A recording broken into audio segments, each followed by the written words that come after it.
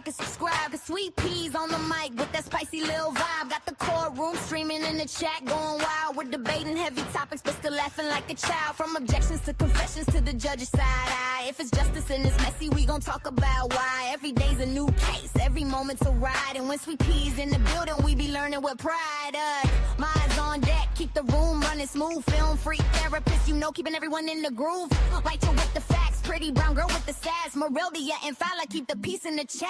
But Jason walks in and the ladies collapse. Milk chocolate, take it to trial, where the truth gets loud and the laughs run wild. Sweet Peas got the spice, she's the queen of the aisle. Chat fam rolling deep, we've been here a while. Lights on, mics up, we gon' do this right. Take it to trial, every day, every night. Take it to trial. Morning shows are sharp, afternoon is on fire. And we catch every moment that the court might inspire. From witnesses whispering, the lawyers trying to hard. You know Sweet Pea breaks it down like a legal tarot card. Chats cracking jokes, dropping theories on the fly. We're serious when it counts, but we still testify. Minds hold it down when the trolls try to play. If you're out of line, court adjourned for the day. But when Jason logs in with that deep hello sound, the ladies in the chat, man, they all fall down. Take it, take it, take it, take it, take it, take it, take it, take it to trial, where the truth gets loud and the laughs run wild. Sweet Peas got the spice, she's the queen of the aisle. Chat fam rolling deep, we've been here a while. Lights on, mics up, we gon' do this right. Take it to trial, every day, every night. Take it to trial. When the sun goes down and the cases get deep, after dark gets spicy, no secrets to keep. Taboo topics, big laugh, slap, happy crew. Sweet Pea says behave, but we never really do. It's opinions, confessions, stories untold, but we handle it with heart like the chat made a goal. Take it to trial, from day to night and every wild mile. Sweet Peas million strong with her trademark style, and the fam in the chat always makes it worthwhile. Turn it up, show some love, hit the like on sight. Take it to trial, yeah, we live tonight. Take it to trial, yeah, we live tonight. Take it to trial. Well, yes, because it's all the way out here.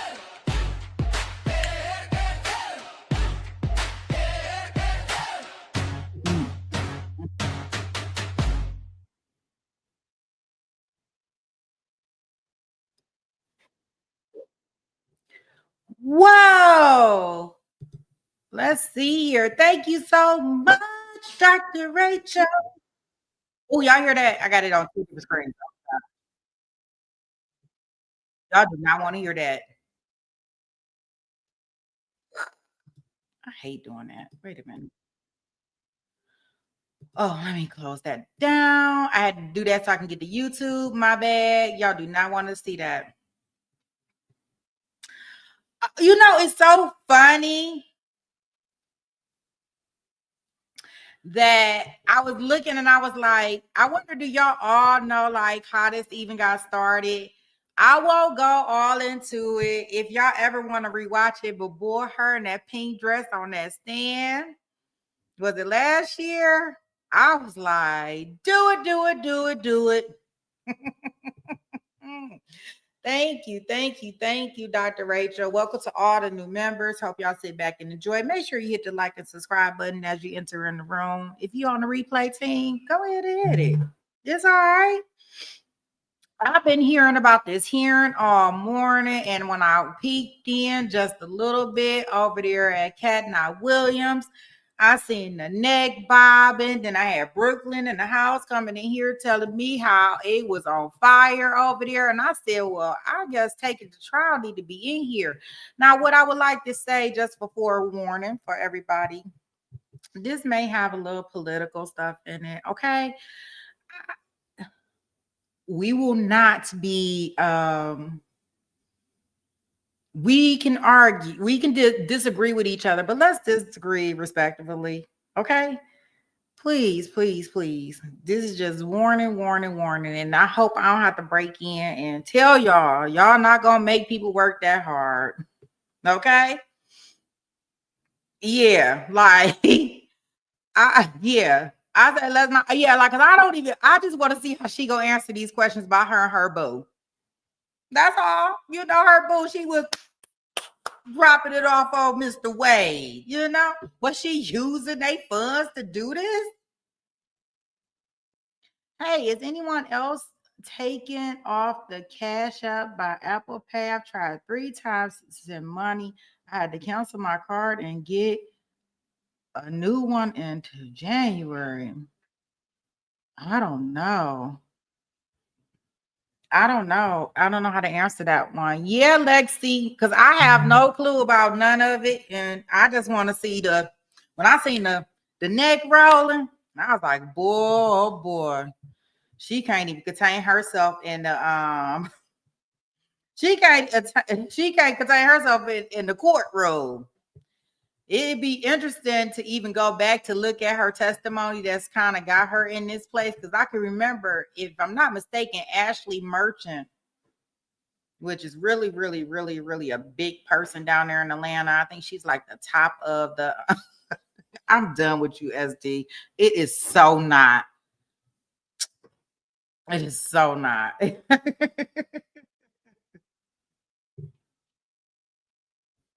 I can't deal with you. I gotta stop looking at this chat while I'm trying to. I can't concentrate when I'm looking on this. I cannot. So this would be interesting to see, and if we ever wanted to go back and kind of look at some good moments from that first trial where she was, that probably wouldn't be a bad idea either. But with that being said, y'all definitely for other. Yeah, my girl, she be off the hook. I like her. Auntie be on fire. I can't even call her granny. She got to be auntie.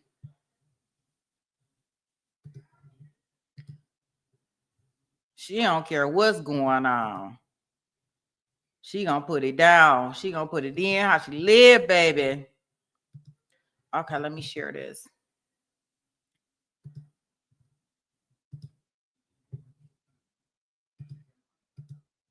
Yeah, so yesterday she had a presser.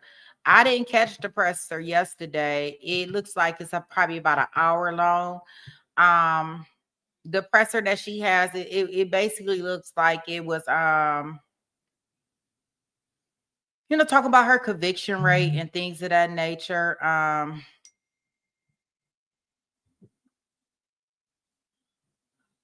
Yeah, in regards to her conviction rate. So I don't know. I don't know if that include Young Thug or not, but y'all notice where his YSL was born. That's what I could tell y'all. Okay. All right. Well, let's go in. We'll look at this hearing, see what sash she got, how she gonna explain this to.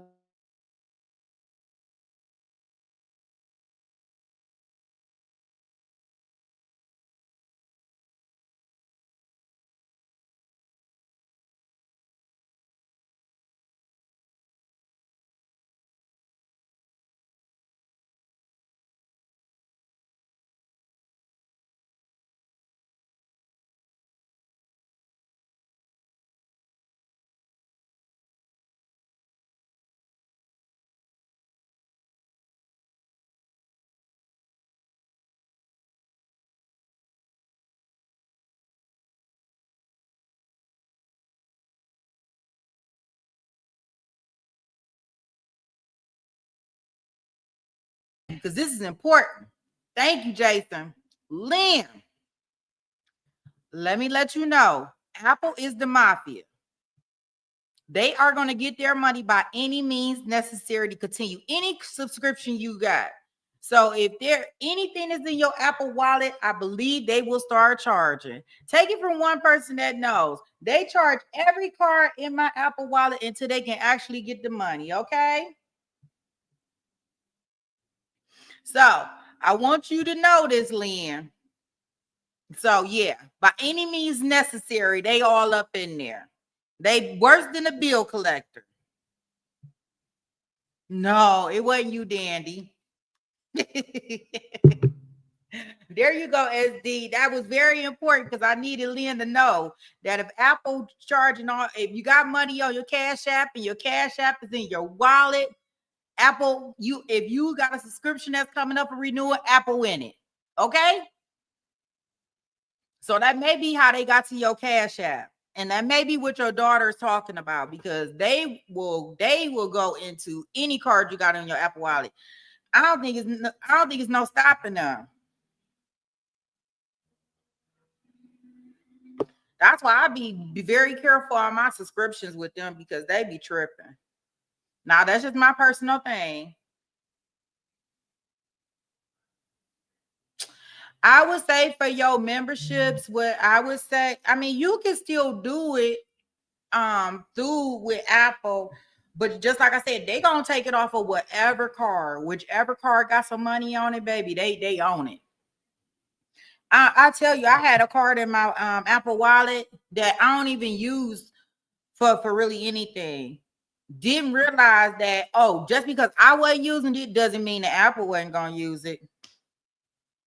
I'm like, really? Like, there should be some disclaimer. Like, when you add this card, Apple will use this card for whatever it needs to use it for.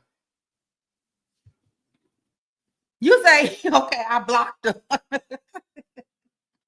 What I would say is that on your computer, maybe try doing your memberships. But yeah, Apple be code tripping. I mean, y'all know me. I'm gonna call it the way I see it, in my opinion, because even with Apple, like on my phone, like if I go on somebody's website or I'm in their chat, I am unable to give memberships because I got an Apple phone, because of some logistics they got with the money and whatever, and gifted memberships. So I'm unable to give memberships on my phone because I got an Apple phone. So then I have to go onto my computer to give memberships through my Apple computer. Like, it's almost like a monopoly in some type of ways. Yeah, I definitely do think there will be some type of lawsuit. I think that there will be, because I'm telling you, they get into all my cards. If I put them on there, and I know, thank goodness it was money on the one card, but they'll just go through your Apple Wallet. Like that I put this in my Apple Wallet so I can do this. You know, the little click thing, you know, when you want to pay. But oh no.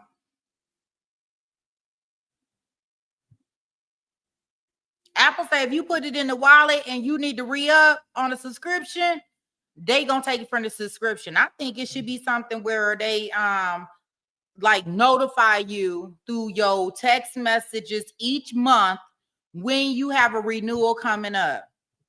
You know, because like my YouTube, premium is $32 because we got the family plan. So, okay, I may have had $32 last month on the 15th, but I promise you guys, I probably won't have $32 on the 15th of this month.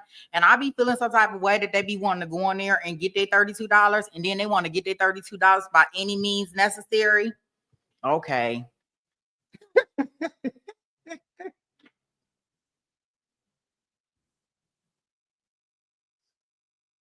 That's right, SD. They trick us. They be like, you got to get a whole new phone to get this to work. It's all a scam. Scammers. The Dollar Tree, that's not the Dollar Tree. You go in there, ain't nothing a dollar. Scammers. Yeah, I'm gonna say it. Get it before you wake up. That's why I stopped when you would get, direct deposit. I would stop people from getting direct deposit, to go in my check. Like, they be in my check before I can get in my check. No, sir, Bob. The first person that's going to look at this direct deposit is going to be me. And then I'm going to divvy it up. Now, other people may work in a different direction where they don't like to see their check before they get their check. But I want to see my check. Oh, no, everybody will not be in my check on a Friday. That's what I could tell you. You may have to wait till Saturday, and maybe we might hit up and be together on Monday. But what you will not do is you would not be in my check before I wake up. I do love Apple, but they do too much. I think you just gotta kind of like get it on. Pretty brown girl, when she comes back in, you may be able to ask her, Lynn. And if we can get you back on Discord, you can probably answer some. Yeah, they all up in your account. You can't even wake up. All your money gone. Ain't nothing worse than getting paid on a Friday and then it took half your check. Right? I can't. No, that's just me personally. I don't have a free flowing bank account. So yeah, I watch every dollar. Lynn, Pretty Brown Girl may be able to tell you a way to because I know she told me she did it where she made her card kind of like inactive at different points of times on Apple, so they couldn't like charge her card without asking her. You disconnected from all of that, Dandy? Yeah, a lot of people have disconnected from that. So I get, yeah. Okay, so that's my rant, my rave. I probably should have left that for a 10 Chronicle because I didn't did that for like 16 minutes. There you go. I tell you, I can get so off track. Let me stay out of this dang on chat. All right, guys, let me get y'all into the courtroom and I'll get into the chat and we can chat more about it. But yeah, let's get here. Let me see what my girl Fani got for us today. Everybody talk about Fani. Y'all look at her with the all white on, baby.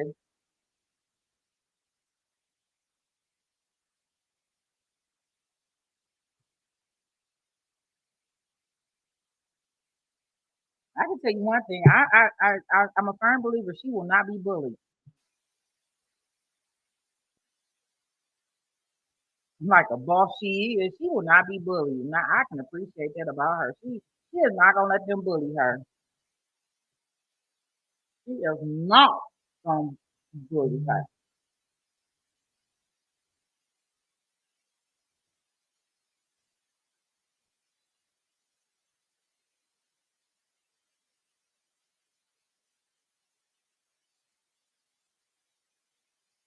She said, ma'am, who plays with checks anymore? No, I don't play with checks anymore. I use my debit card. She said something like that. I can't say her verbatim because I don't know what she said verbatim, but it was funny. It was funny.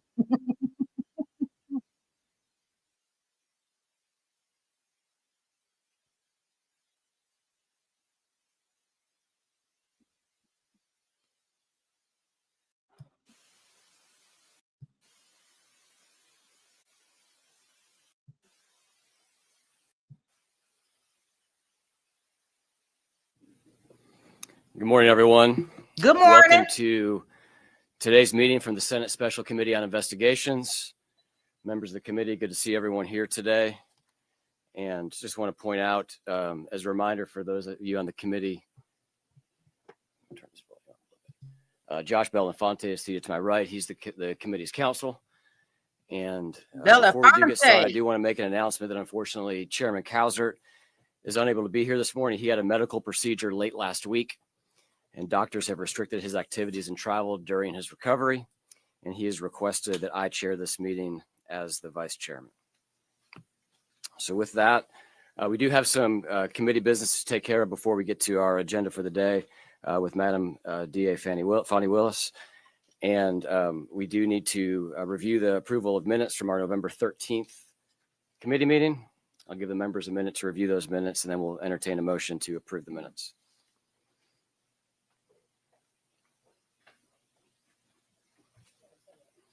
We have a motion to approve by Senator Jackson, second by Senator Gooch.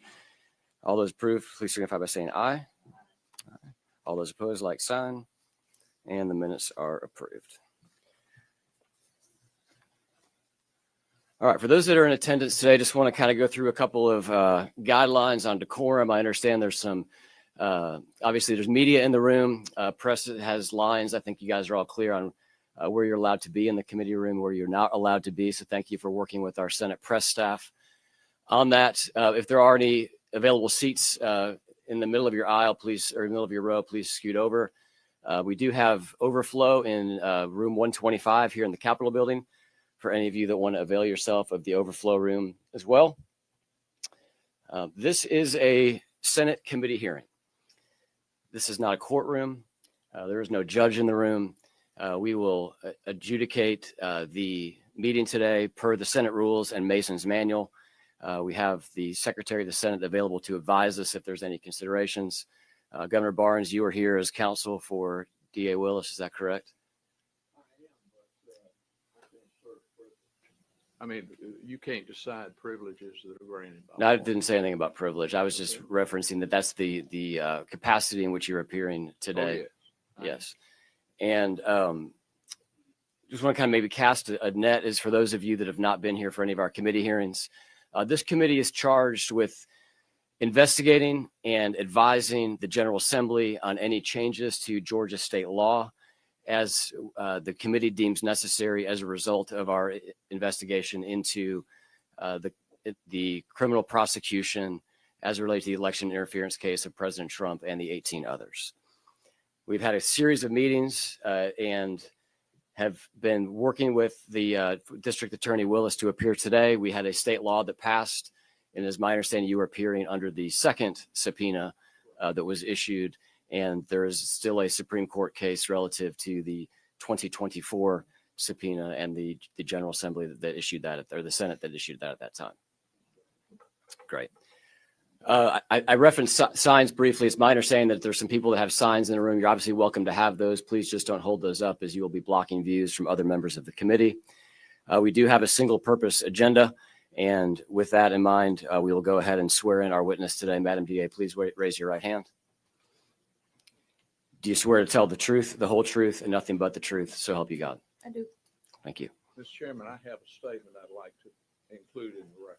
Sure. If you want to pass that around to us, be happy to make that as part of the record. And I'm doing that because I was prohibited from giving a statement.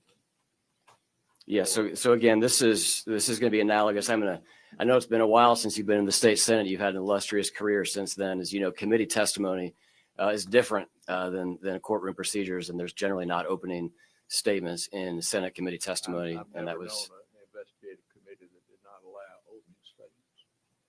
we will proceed with the testimony. And if either one of you and Madam DA, is that the preferred title? Is how you'd like to us refer to you? Either District Attorney Willis or Madam DA. Perfect. We'll go with either one of those. Thank you for being here today. Please do pull that microphone closer or lean forward when you speak. I'll try to get the volume adjusted so that everyone can hear it. I doubt anyone will have trouble hearing me. Fair enough.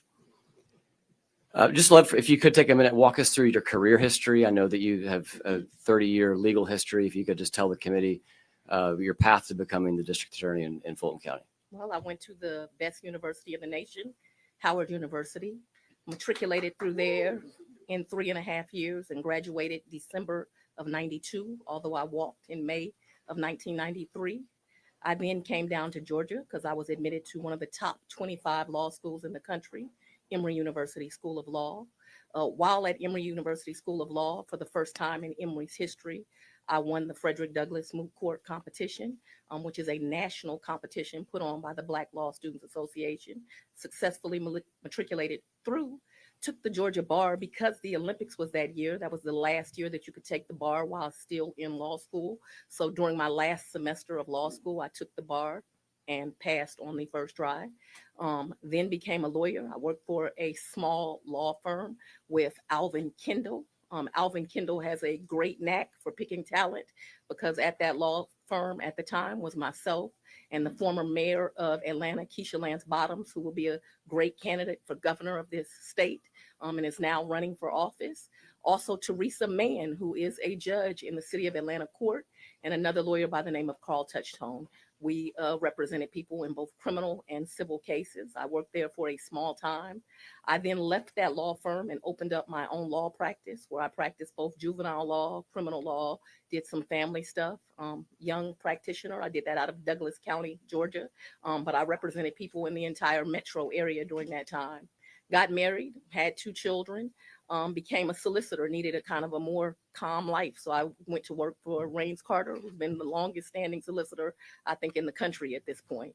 Worked for him for some time, applied to become a district attorney, worked there approximately 16 years, tried every type of case you can imagine, but I was really a murder prosecutor. That's what I do best. But also at that time tried the longest case in Georgia's history, which is the Atlanta Public Schools case, a RICO case.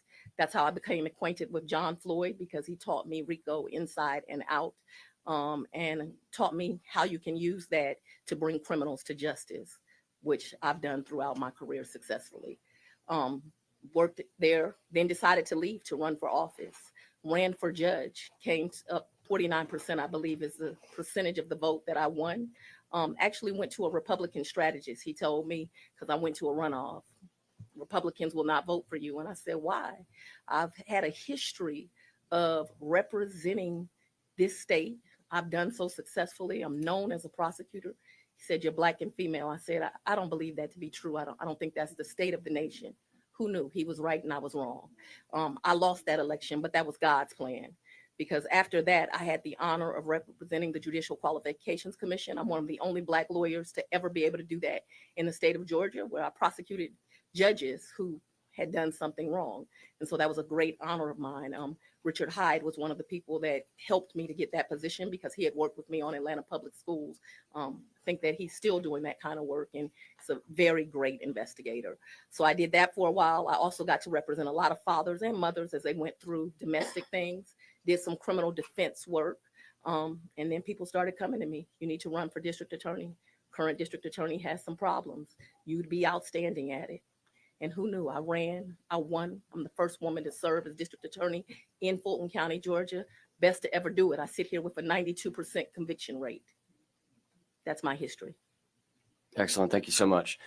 For those of us on the committee, it'd be helpful to kind of get a scope of what your office structure is like and kind of the makeup of your office. So how many employees are within the Fulton County's DA's office? A little over 300 approximately. All numbers that I give today, which should be approximations. You should not hold me to exacts. Certainly will do so on these questions for sure. Of those employees, about how many of those are attorneys? Half. About 150 attorneys. How many investigators? 65. Okay. And how many paralegals? I don't know, about another 70 or so professionals. Some of that is VWAP, some of that is administrators, some of that is legal assistants. I'm not going to be able to guess at these numbers. Sure. The state pays a minimum salary for all district attorneys and assistant DAs. Is that correct? No. Okay. Can you walk us through the pay structure? The state pays for my office about 25 ADAs. They're woefully underpaid. The salary that the state paid is a joke right now. If you want to look at some legislation, you should look at paying DAs across this country more money, because they do not make enough money, and it is very hard for people to recruit DAs at the state pay.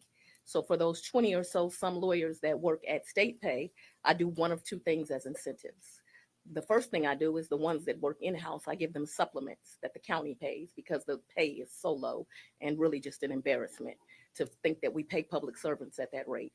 Another incentive I offer to some other very seasoned ADAs that are further along in their career that are my state paid employees, I let them work 95% remotely, and all they do is indict cases for my office. The rest of the lawyers paid by the Fulton County District Attorney's Office are in fact paid by the county. But you should note here that I am a state employee. I am not a county employee. I represent the Atlanta Judicial Circuit. The Fulton County DA is really slang. Great. So give me a range then of those ADAs, including the supplement. What's the salary range of Probably those the ADAs? lowest salary of any DA that works for me is 85, and the highest might be around 200. Again, don't hold me to exacts. Sure. Okay. You were elected in 2020. We talked about that. You had a transition process in between the election and when you were sworn in. Can you walk us through what that process looked like? It was not a very good one. Myself and the former district attorney never had a conversation. We still have never had a conversation. But while I was still on my personal time, not yet being paid by the state of Georgia, I interviewed every attorney and investigator of the office and some of the other staff, because I wanted to decide who I was going to keep and who I was not going to keep. So I did that during that time period. I also had some committee members where I got some advice on things that needed to be priorities for the office as I took office. So I got very esteemed members of the Fulton County and the greater community to kind of advise me. I believe in diversity, so it was a diverse group. If you do studies on diversity, although some of you are against it, you will realize that the companies that do the best employ diversity. And so I employed diversity in that committee, and I've employed diversity in my staff because I represent a diverse community. Who was a part of that committee? I don't remember all the names, and I'm not going to guess at it. What names do you remember? Oh my goodness. Lee Dupree's husband, William Dupree, was on that committee. There was another anchor, and I'm embarrassed to say that was an African-American female. I'm not sure. I want to say Mayor Franklin may have been on the committee, but I can't remember exactly. There were about 15 to 20 people. That's been some time ago now. The interviews that you referenced with the existing staff as you were kind of determining whether they would stay, who participated in those interviews with you? It would be different people each day. Attorney Gabe Banks was one of the attorneys that did some of the interviews. He wasn't able to do all, of course, because he had an active and thriving law practice at the time. Jeff DeSantis did some of the interviews with me. Daisha Young did some of the interviews with me. People would come in and out based on their schedules. My deputy of operations now, Dexter Bond, did some of those interviews with me. Mr. Nathan Wade had a thriving practice at the time as well. He would come in and out and do some of the interviews. I was at every interview, but other people could only commit, so much of their time. They each did as much as they could. And that should not be the total list. That's what I can recall quickly right offhand. So don't take that as that was every person. I may have missed somebody that assisted me in that, and they'll have to blame it on my head, not my heart. Okay. Who was a part of the team that made the decisions on who you would keep and who you would go? What was the consultation process after the interview? And how many approximately, if I can ask you this question a second time, if you want to answer the first one, but I'm trying to get to how many people did you retain from the former DA's team, and then how many people were brought in that were new? I don't remember. I might have fired 50 or 60 people, but I don't remember exactly. Okay. It's the AJC did an article on she fired people, to which I told Fulton County I was going to only bring the best and the brightest. So I was always confused as to why that was a surprise. Was there a lead on your transition team? I was the lead. I was the DA. Okay. Was there another person that you consulted with more than the others? No. I believe Mr. Wade said under testimony that he was a part of over 90% of these meetings or decisions. Do you recall that being an approximate accurate statement as to his involvement? I can't speak to any other person's testimony, so I'm not going to ever comment on someone's testimony. If he testified to such, you're going to need to show it to me. You'll have to forgive me. I don't really trust you. So I'll have to see that particular testimony. Do you recall Mr. But Wade I being? do. Wait just a minute. She's got a right to finish her answer. You don't have a right to cut her off. That's incorrect.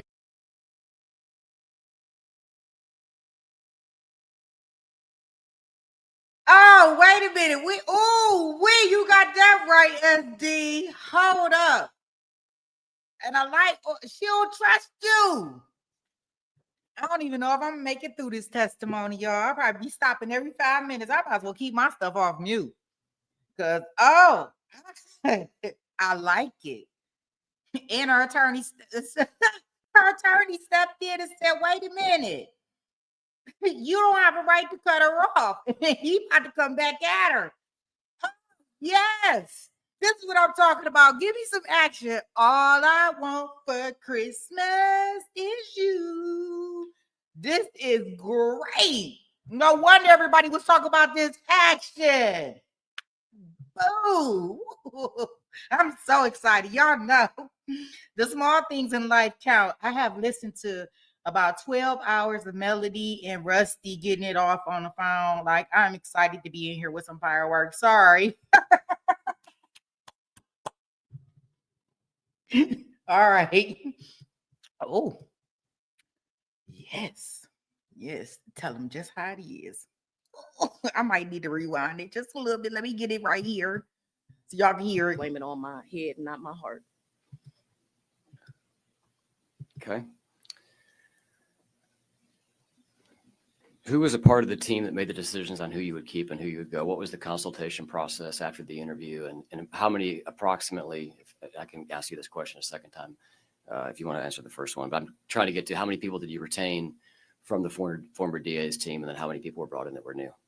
I don't remember. I might have fired 50 or 60 people, but I don't remember exactly. Okay.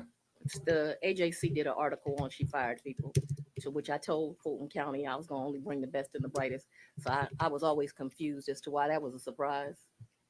Was there a lead on your transition team? I was the lead. I was the DA. Okay. Was there another person that you consulted with more than the others? No. I believe Mr. Wade said under testimony that he was a part of over 90% of these meetings or decisions. Do you recall that being an approximate accurate statement as to his involvement? I can't speak to any other person's testimony, so I'm not going to ever comment on someone's testimony. If he testified to such, you're going to need to show it to me, or you'll have to forgive me. I don't really trust you, so I'll have to see that particular Do you recall testimony. Mr. But Wade I being- do. Wait just a minute. She's got a right to finish her answer. You don't have a right to cut her off. That's incorrect, Governor. Thank No, you. sir. It is I'll not. be completing answers, so sir. So Sure. we should get that straight from the. Was Mr. Wade part of, would you say, more than Thank you. half of the interviews that you Y'all better conducted? clock it. Yes, Would you say it was more than 75% of the I'm interviews not going to guess conducted? at numbers. He was definitely more than half. And what percentage of decisions, was the same percentage of decisions that he was a part of? I ultimately made every decision. I take wise counsel from a group of people. So I took wise counsel from him. I took wise counsel from Deputy Bond. Ultimately, I made the decision on who stayed and who went. Was Mr. Wade paid for this transition work? None of them were paid. It was all volunteer work.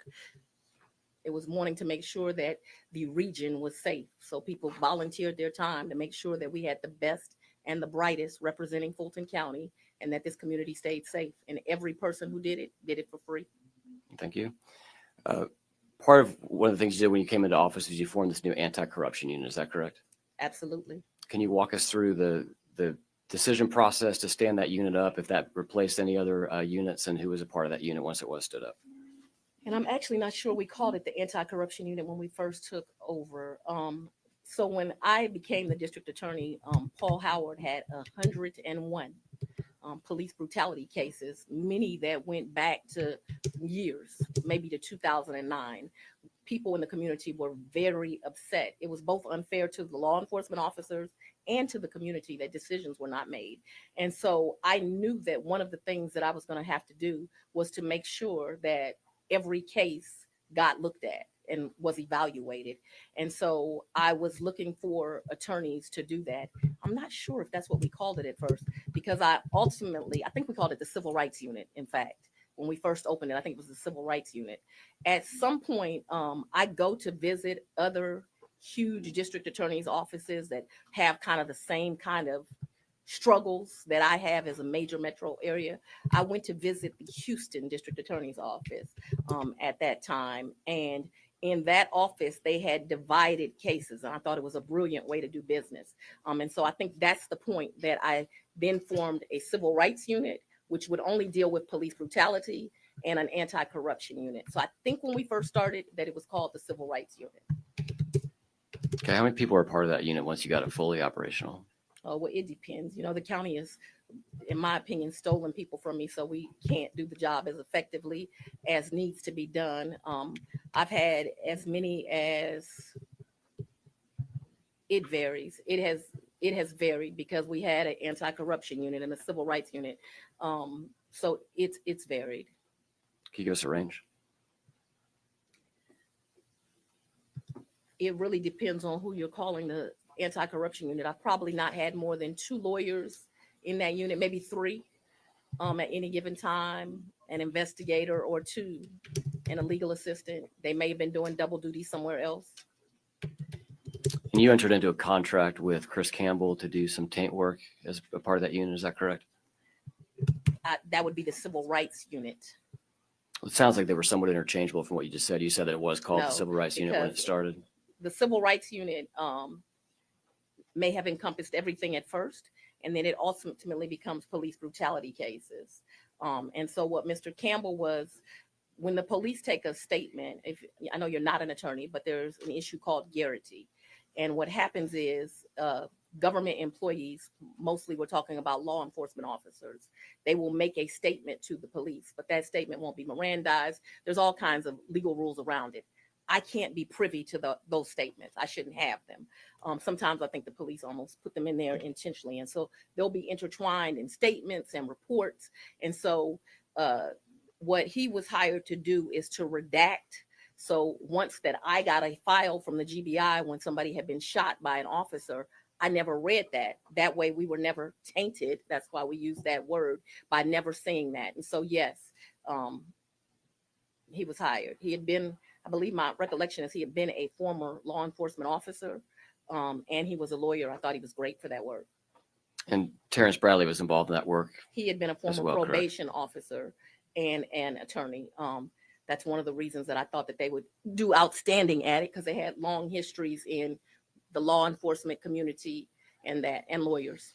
Was Mr. Wade? I have lawyers now currently doing that work. Was Mr. Wade involved with the taint work? No. Mr. Wade, Bradley, and Campbell were law partners. Is that correct at the time? Loosely is what I understand. I can't tell you about the design of, I can't tell you the design of his firm. I think more so what happened is they shared office space and cost or something, but I don't know. I shouldn't speak to that or speculate to it. Did you place anyone in charge of the anti-corruption unit, or did everyone that worked for there report directly to you? I mean, ultimately, everyone reports directly to me, but the anti-corruption unit, so when it was a civil rights unit, yes, it had a lawyer that was over it. His name is Brian Watkins. He is a lawyer that's been practicing law longer than I. And at first he had everything until we realized there was so much volume of work. Because it doesn't just do this kind of work. It's not just police brutality now, right? Now it's, police lied, or it's an elected official did something wrong. It just became too much. Once we stood up these units and my county understood we were doing these kind of things, fortunately or unfortunately, the office started to get referrals. And so it just grew. How many cases has this unit brought to trial approximately? Oh, I couldn't tell you over the years, but we brought some to trial, especially these police brutality cases. I couldn't tell you exactly, so I'm not going to speculate. Okay. It's not as many as like my major crimes unit, but I can tell you that the anti-corruption and the civil rights unit, they cost me the most money because of the experts that are needed when you are trying a police case. How much money would you estimate that you spend a year on that unit? I can't, and I'm not. You can't, you're not what, I'm sorry? I'm not going to speculate to it. I can't estimate how much. Okay. Is that something you could provide for the committee? I don't know that I can. What happens is I have a professional services budget, and my top deputies of certain units. So my ED over major crimes, if he needs an expert, he can hire one. For instance, if you all want to look into legislation, look into properly funding your GBI. The GBI does not have enough scientific experts. This is not a criticism of the GBI. The scientists that are there are excellent. I want that to be noted that I said that. The scientists that are there are excellent, but they do not have enough experts. So in year one, when I become the DA, they tell me, and I have an email that proves it, we can't test all your ballistics evidence. We don't have enough. So I have to go into my budget, more than $100,000, I can tell you that. I think it's been about that annually, and hire private scientists to do that ballistics work. Now, I got the names of those scientists from the GBI, but also my deputy, Mr. Watkins, over civil rights, if he needs an expert, he knows that he can get one. If my ED over major crimes needs an expert, they can get one. My domestic violence expert, if they need a domestic violence expert, they can get one. And so it all comes out of this professional services budget that I both pay attorneys that come in and work as special prosecutors, and that I pay professional witnesses that we have to hire to do our work. So Mr. Watkins was in charge by title, or was it more so by function that he was in charge of the unit? I don't understand your question. Did he have a title of director of the anti-corruption unit, or was he just a person that everyone knew would make the calls within the unit? He was the deputy of the civil rights unit. Okay. He remains the deputy of the civil rights unit. At some point, the civil rights unit became civil rights and anti-corruption. Do you use those terms interchangeably now? I do not use them interchangeably. I have one deputy over anti-corruption and one deputy over civil rights. Who's the current deputy over anti-corruption? Tanya Boykin. Who is the first one? Sonia Allen. She is now the district attorney of Cobb County. She had a great DA from Fulton endorse her, and she won. What was Mr. Wade's role in the anti-corruption unit? He didn't have a role in the anti-corruption unit. The election interference case, what unit did it fall under? I called it the election team. Okay.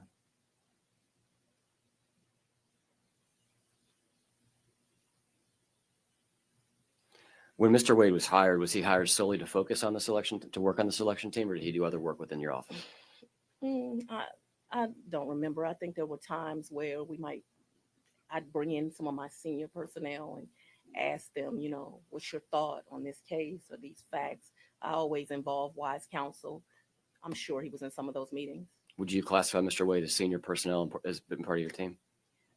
Would I classify him as senior? So he was a special prosecutor. He never worked for me as an employee. What I would call him is a seasoned lawyer. 25 years, first African-American lawyer to ever serve Cobb County as a municipal court judge. What I would call him is a lawyer with a distinguished resume. Okay. When did you begin to consider whether to bring charges in response to the 2020 presidential election in Georgia? Don't answer that. That's a deliberative privilege. Don't answer that. I instruct you not to answer. Is it true that part of your transition team was involved in the process of interviewing people before you entered office to lead the investigation into the 2020 presidential election? I'd like to answer that. Go right ahead. You only take my advice sometimes. Anyway, go ahead. That's really an ignorant question. And if you understand what the word ignorant means, it means the lack of knowledge. If you recall the facts, I was already district attorney when this all came to light. So it's factually impossible. You were district attorney when what came to light? When Raffensperger went on Good Morning America or whatever show he went on. I was already district attorney. So what you ask is a factual impossibility. Now, I know they've gotten Black folks confused and said I was running for office, saying I was going to prosecute the president of the United States, but that's what we call a lie. Okay. I would like Take to your advice from here on out, okay? Yeah.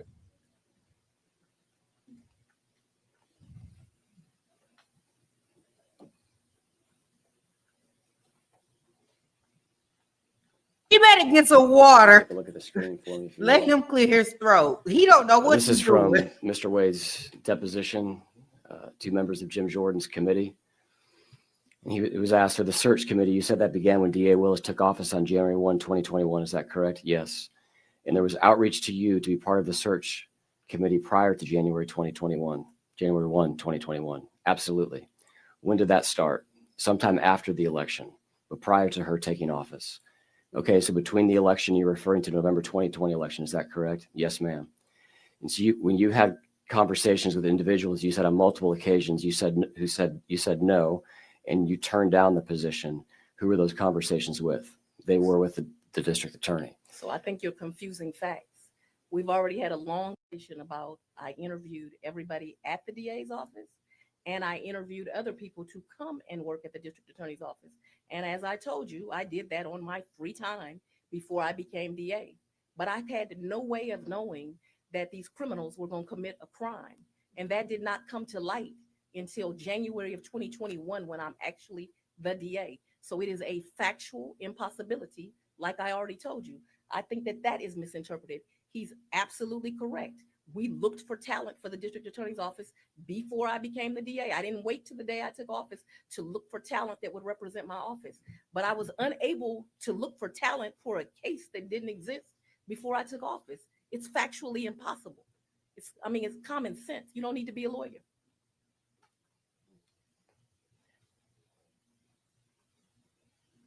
Y'all better ask I'm some gonna better read you some questions. additional testimony. I'll try to put it on the You can screen. read me as much as you want, but I will. Thank you, Madam DA. You can read whatever you want, fool. I apologize. I did not intend to have to get into this here. I don't care what that say. You can read it 1,000,001 times. Like What was when Mr. Wade says that there was an interview on line 13, as you'll see here, this is prior to you entering office. What were you interviewing him for? I didn't interview him prior to him entering office. He had a thriving law practice. Even when he ends up being offered the position, he doesn't want it. Okay, now,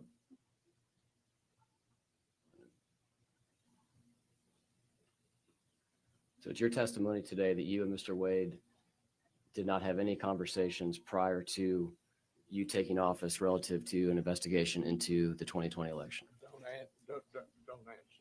That is a deliberative privilege of what goes on in a district attorney's mind and the process that goes She wasn't district attorney. She was. Prior to being sworn in, she was district attorney? No, she was not, but you asked. So I'll return to my question.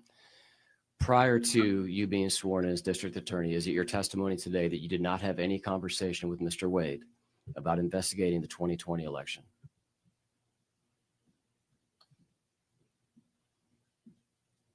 Do you want to answer?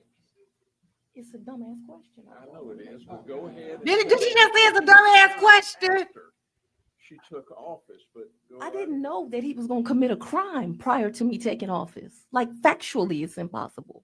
Okay, thank you. Would you agree with the statement?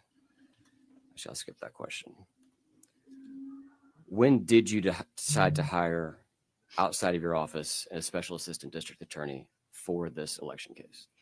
Oh, Lord. So when I became the district attorney of Fulton County, the office was in absolute chaos. I have to take you back. Can you hear me? It's a little, I was gonna try to turn you up if you don't mind leaning forward. Oh, can you hear me? When I became the district attorney of Fulton County, the office was in absolute chaos. And I mean every level of chaos. On the ground, the carpet was molded and there were holes in it, and it was disgusting, a disgusting environment.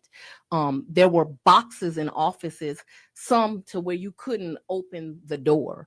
I remember walking through the office before. I told you I'd fired 50 or 60, I don't know exactly how many employees that I felt were unqualified to do this work. That doesn't mean they were bad people, but they were unqualified for the positions that they held.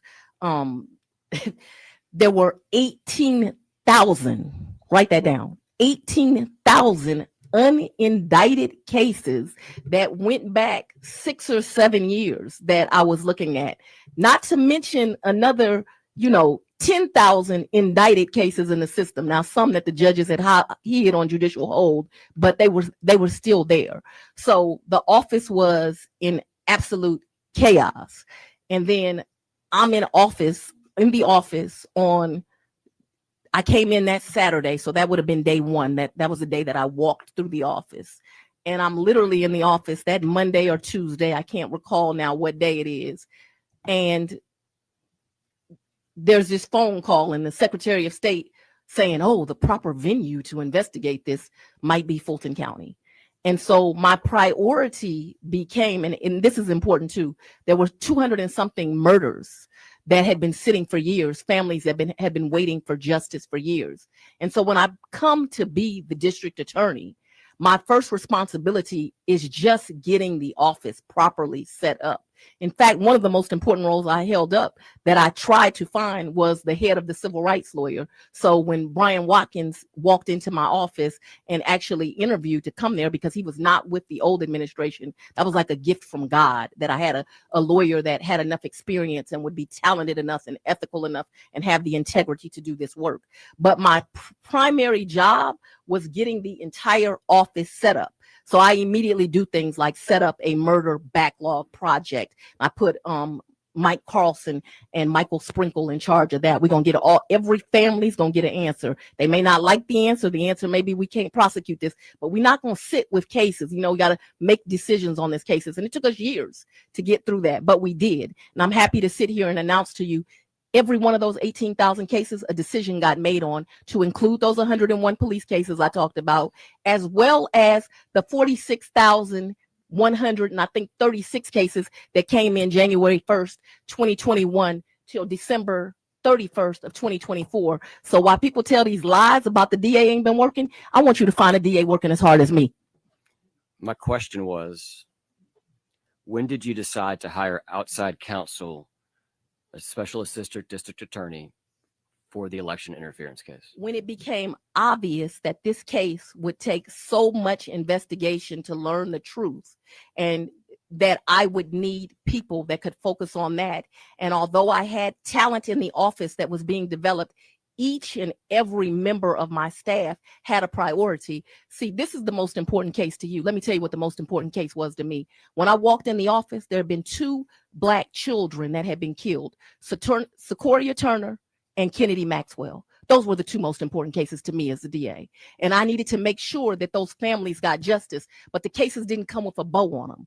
In fact, one of the cases was particularly not done properly. And so my priority became making sure I had the talent to make sure we got all of those cases done. If you're wondering, both those men are doing life right now for taking those children from us. Certainly aware of the case and the autonomous zone and everything that happened back in that tragic time frame. So definitely appreciate those murderers being behind bars. So you didn't really give me a date range, but we'll just move on here. But you did consider Governor Barnes for this role. He's testified to that previously. And let me tell you what Governor Barnes told me. Governor Barnes told me when he was the governor, he changed the state flag from the Confederate flag. And that as a result of him changing the Confederate flag to changing the flag to make it more inclusive to all Georgians, that the Ku Klux Klan sat outside his house and that he lived under threat during that time period. He told me that him and his beautiful wife had survived that, but that he was an older gentleman now. I'm gonna say that nicely.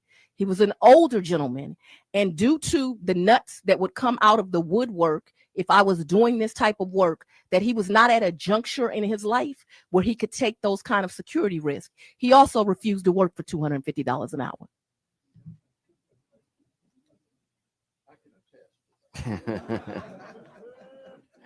We've got some question in here, Governor, on your rates, and we'll get to that in a little bit. You did, Madam DA, you considered several attorneys for this case in addition to Mr. Barnes? I did. And ultimately, you selected Mr. Wade to oversee the anti-corruption unit. Is that correct? He never oversaw the anti-corruption I'm sorry, unit. my apologies, to oversee the elections interference case. To manage, yes. How would you delineate manage versus my choice of oversee? They're the same. Okay.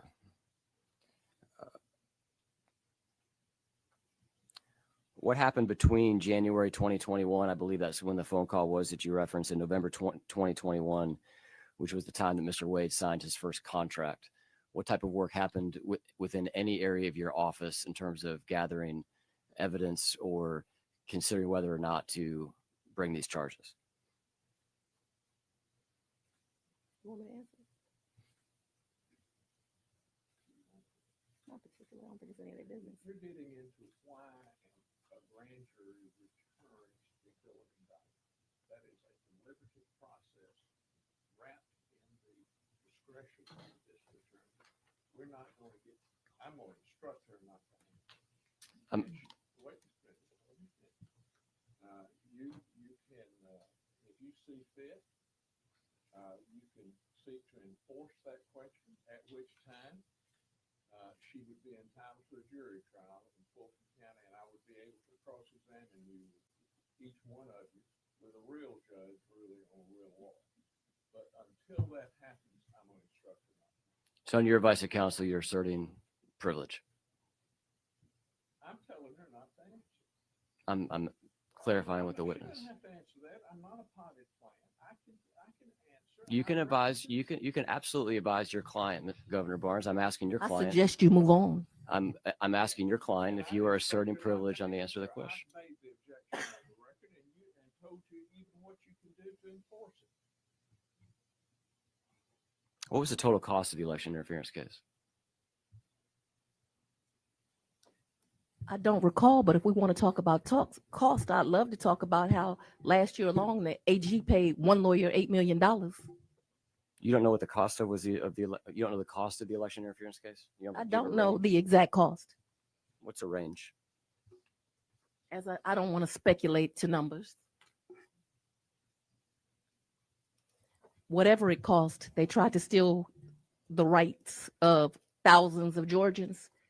It couldn't have been enough. What was the rough total operating budget of your office last year? I don't know that. It's probably around $40 million. That's a speculation and a guess. That includes state money, grant money, and that's not an exact number. I don't do the budget. I have very high level conversations about that. Okay. Can you give us a rough breakdown of that, the county budget and the state budget? I cannot, source and of I'm not funds? going to guess for you. Does the federal government give you any money? I do have some grants, yes. The only source of federal money you get is from grants? To my knowledge, I don't. There may be something else. We may have some federal seizure money. If we do, it's not much. So I don't know. I don't want to speculate. If I say, oh, they gave me grant money and this federal seizure money, and you find some line item someplace that I don't know, you'll swear I was trying to lie to you, when the truth is I don't know the correct answer. I'm just trying to get to, I know you run a tight ship over there. You're proud of your work. I would assume that you would have I'm the best DA in the Southeast. Why wouldn't I be proud of my work? What's your annual budget? I told you it's around $40 million, but I do not know an exact number. And what's the approximate source of funds that you receive from the state versus the county? Me, like every other district attorney in this state, do not receive enough funds. I told you that you all pay 20 to 25 ADAs. I don't know the exact number. I don't have it in front of me. You pay two legal assistants and one investigator. Now, Fulton County is 1.2 million people. It's the place that when people come to Georgia, they're coming is to Atlanta. On a daily basis, we have 5 million people, and we are very improperly funded. If this committee wants to do some real work, it'll get serious about crime fighting among this state. From every rural community to Madam DA, I'm answering my question. I'm good. That's not an answer to the question. Okay, well, if this committee wants to get serious about legislation to make the communities in the state of Georgia safer, they will invest more money in every district attorney's office across this state. That's the rural DAs need more, the middle size, the residential, and the big cities like Atlanta. All of us need more resources to be able to do our job appropriately. And it is a joke the way that these people are funded that are dedicating their lives to public service. Also, I want to go back to, because this is extremely important and you have the power to do it. The Georgia Bureau of Investigations cannot taste rape kids. For advice on what the legislature you asked do.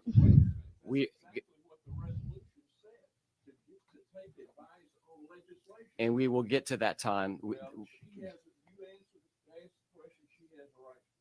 And if she would answer the question, Governor, I would not be saying it. She's pontificating on everything from rape kits, which was what she was about to get into. The question was the amount of money that came from state funds and county funds. And if she doesn't know the answer to that question, the answer is I don't know. The question isn't let me talk. The answer isn't let me talk about rape kits. So I'll get back to the line of question. I'm going to give you latitude here, Madam DA, but same way in a courtroom. There are guardrails as to what we need to stay in and within. Indeed, Governor. And this is not a courtroom. I have plenary power, Governor, to conduct the meeting. Absolutely. You do not have plenary power. I know you think you do and that you're above the law, but you are not. If you want to cite her for contempt, Governor, she is entitled to a jury trial, and I can examine you on your actions. And I can examine you on your motives, then I will be glad to take that. As Clint Eastwood would say, make my day. We know the motives. He's on the ballot. Governor, this is a hearing of the Senate Special Committee on Investigations. You're not worried about those that you convicted illegally and locked up. Why is it that you run ads? We're going to go on to our next question. How are the funds? You say that we give you the money, and I know that's a loose term, and that flows into the Fulton County coffers, so to speak. And when you remit payment, you do that through the Fulton County accounting system. Is that correct? Your question was compound. I didn't understand. Sure, I'll try to break that down. When checks are written as a result of a check request made by your office, those checks are paid by Fulton County. Is that correct? 100% accurate. So I'm going to refrain from asking that question. What I can tell you is that it probably happens in every other circuit. the district attorney has control over their budget and they don't have to go to the county. But I understood I was a woman DA coming into office. I also understood that I was African American. And so therefore there would always be a target on my back. And so I did two things financially. One is I've never, so people can stop requesting, had a credit card associated with that office. Never. So I've never had a credit card, will never have a credit card. The other thing I did is that there is a CFO of Fulton County, a white female. Her name is Sharon Whitmore. I believe you've heard from her. And so I made it so that the procedures of my office, although I did not have to do it, that it has to go through her for clearance. That way, nobody would say the district attorney stole any money. Okay, that gets to the core of my question. So when you're paying vendors, when you're paying contractors, that's going through. I think you said her name was Miss Whitmore, and she did testify before the committee. What I'm getting to, and I'm trying to figure out, is whether when the state funds come in, the federal funds come in, the county funds come in, are those paid for out of separate accounts, or those funds kind of commingled into a general budget, if you will, and that gets allocated? I really couldn't answer the question. There's many different pots of money from the county. The state directly pays those state employees. Then they get another check from the county, the ones that don't make enough from the state. I really can't fully answer your question of all the ways. I have a team that I call my deputy. I have a deputy of operations and a team that does that kind of stuff. But there's some money from the county. There's some money from the state. The grant money I know goes through the state. The truth is I don't have any grants. Fulton County has grants, but those grants do benefit my office. My Saki unit is renowned. I'm ending the year with 100% conviction rate on special victim division. Saki is a sexual assault kit initiative. Georgia, like many states, failed victims, mainly victims of color. And so rape kits for years, going back to the 80s, were not tested. So we have a grant with the federal government that, and I'm talking about thousands of rape kits, where they go and they test those rape kits. What we have found is if they would have done those jobs and believed those victims, that many of those rape kits go back to serial rapists. They also go back to people that have committed other crimes. I have excellent attorneys that are in that unit, some that I pay out of the grant, some that I add with my general fund.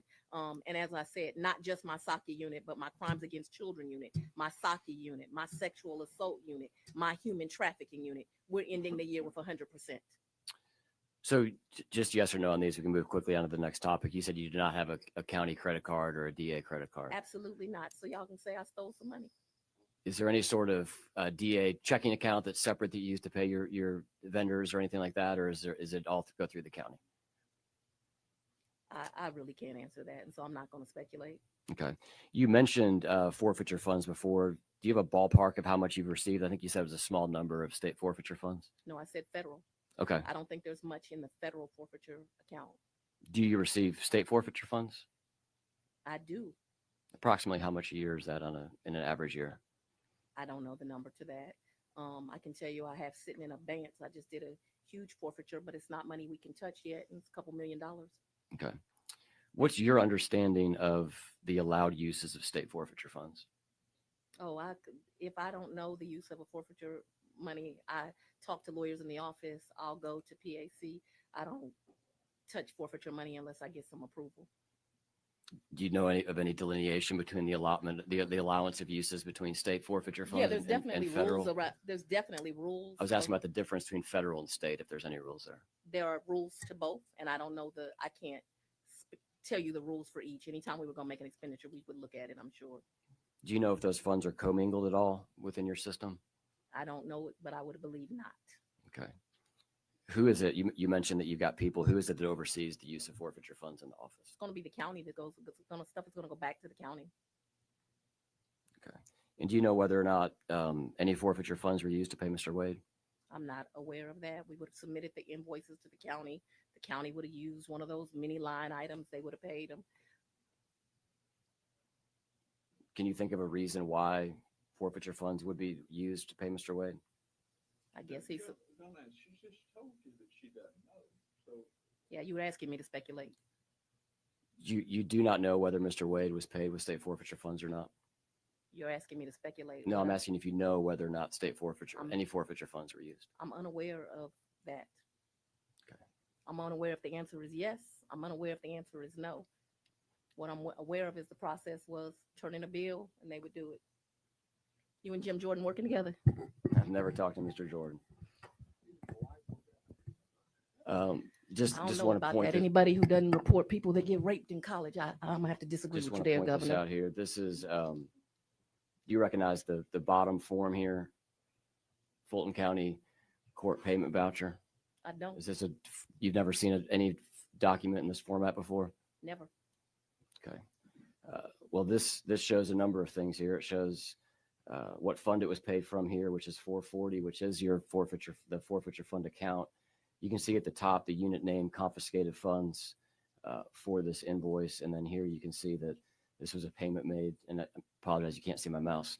On the left side there, right in the middle, you can see that this was a payment made to the law office of Nathan Wade.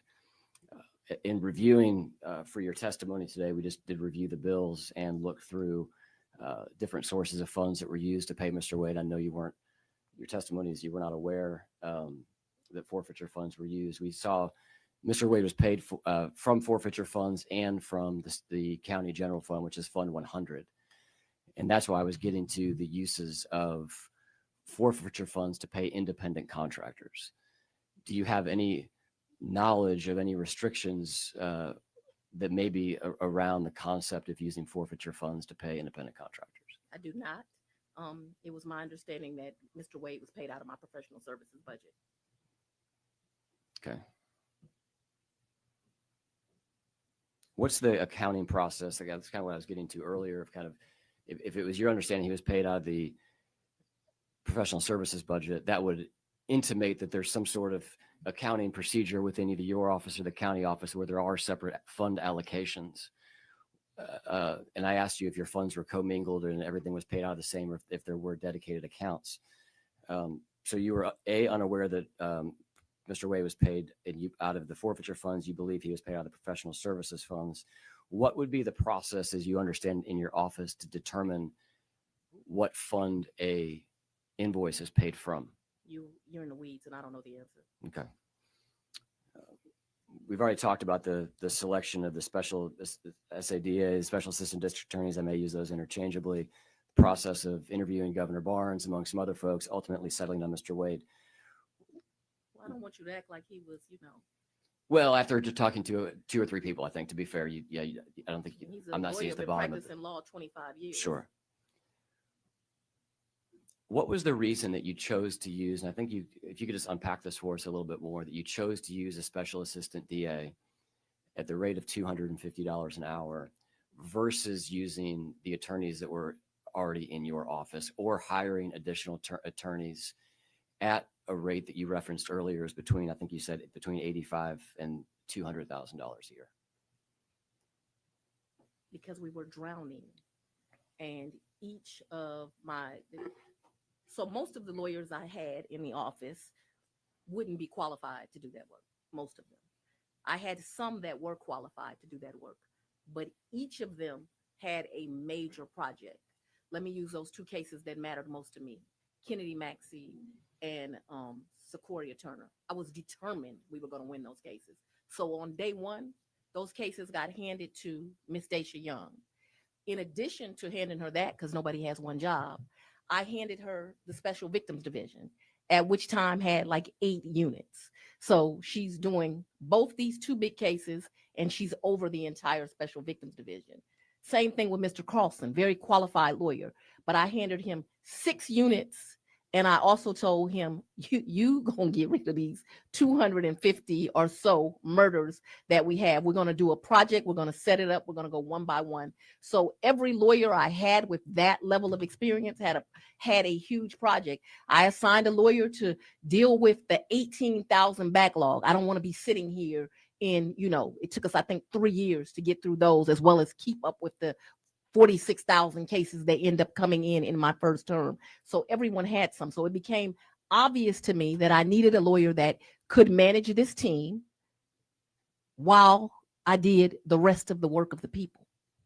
And there was nobody else, either internal or that you could have hired at a lower rate that you just described? Lower rate than $250? It's an insult to take $250 for a lawyer that's been practicing law that long. I thought you told me earlier that your range of people that work for you are between $85,000 not dollars an hour, but $85,000 a year and $200,000. Yeah, but at 85,000 is like one domestic violence grant. I usually only hire someone with 3 years of experience. I make an exception with that because that's, you know, an offensive salary. Although I can tell you, I think the state is paying lawyers 64,000. I mean, it's ridiculous. I know a little girl just graduated Georgetown Law and she's making $280,000, $300,000 a year. We do not take public service seriously, and we need to, because my lawyers do greater work than most of these lawyers in this civil firm. And let me point out one thing. You're using gross math. That doesn't include Benefits. the perks, the health insurance and all that stuff, which wage did that have? Sure. So describe for me the experience level of your top paid, or somebody that would fall within the category of the top paid. So I'm gonna pause it just right here, just so I can kind of, I got to give y'all a little bit of my 2 cents, y'all.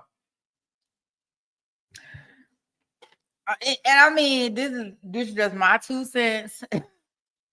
Right, Jason. I'm really like, I think that she just at the point where she just like over it. And just like what I see, like Brooklyn had mentioned that she had been trying to fight the subpoena because she does feel like this is a witch hunt. So I get all her attitude and the way she feels about this. And y'all got to remember, these people that's questioning her,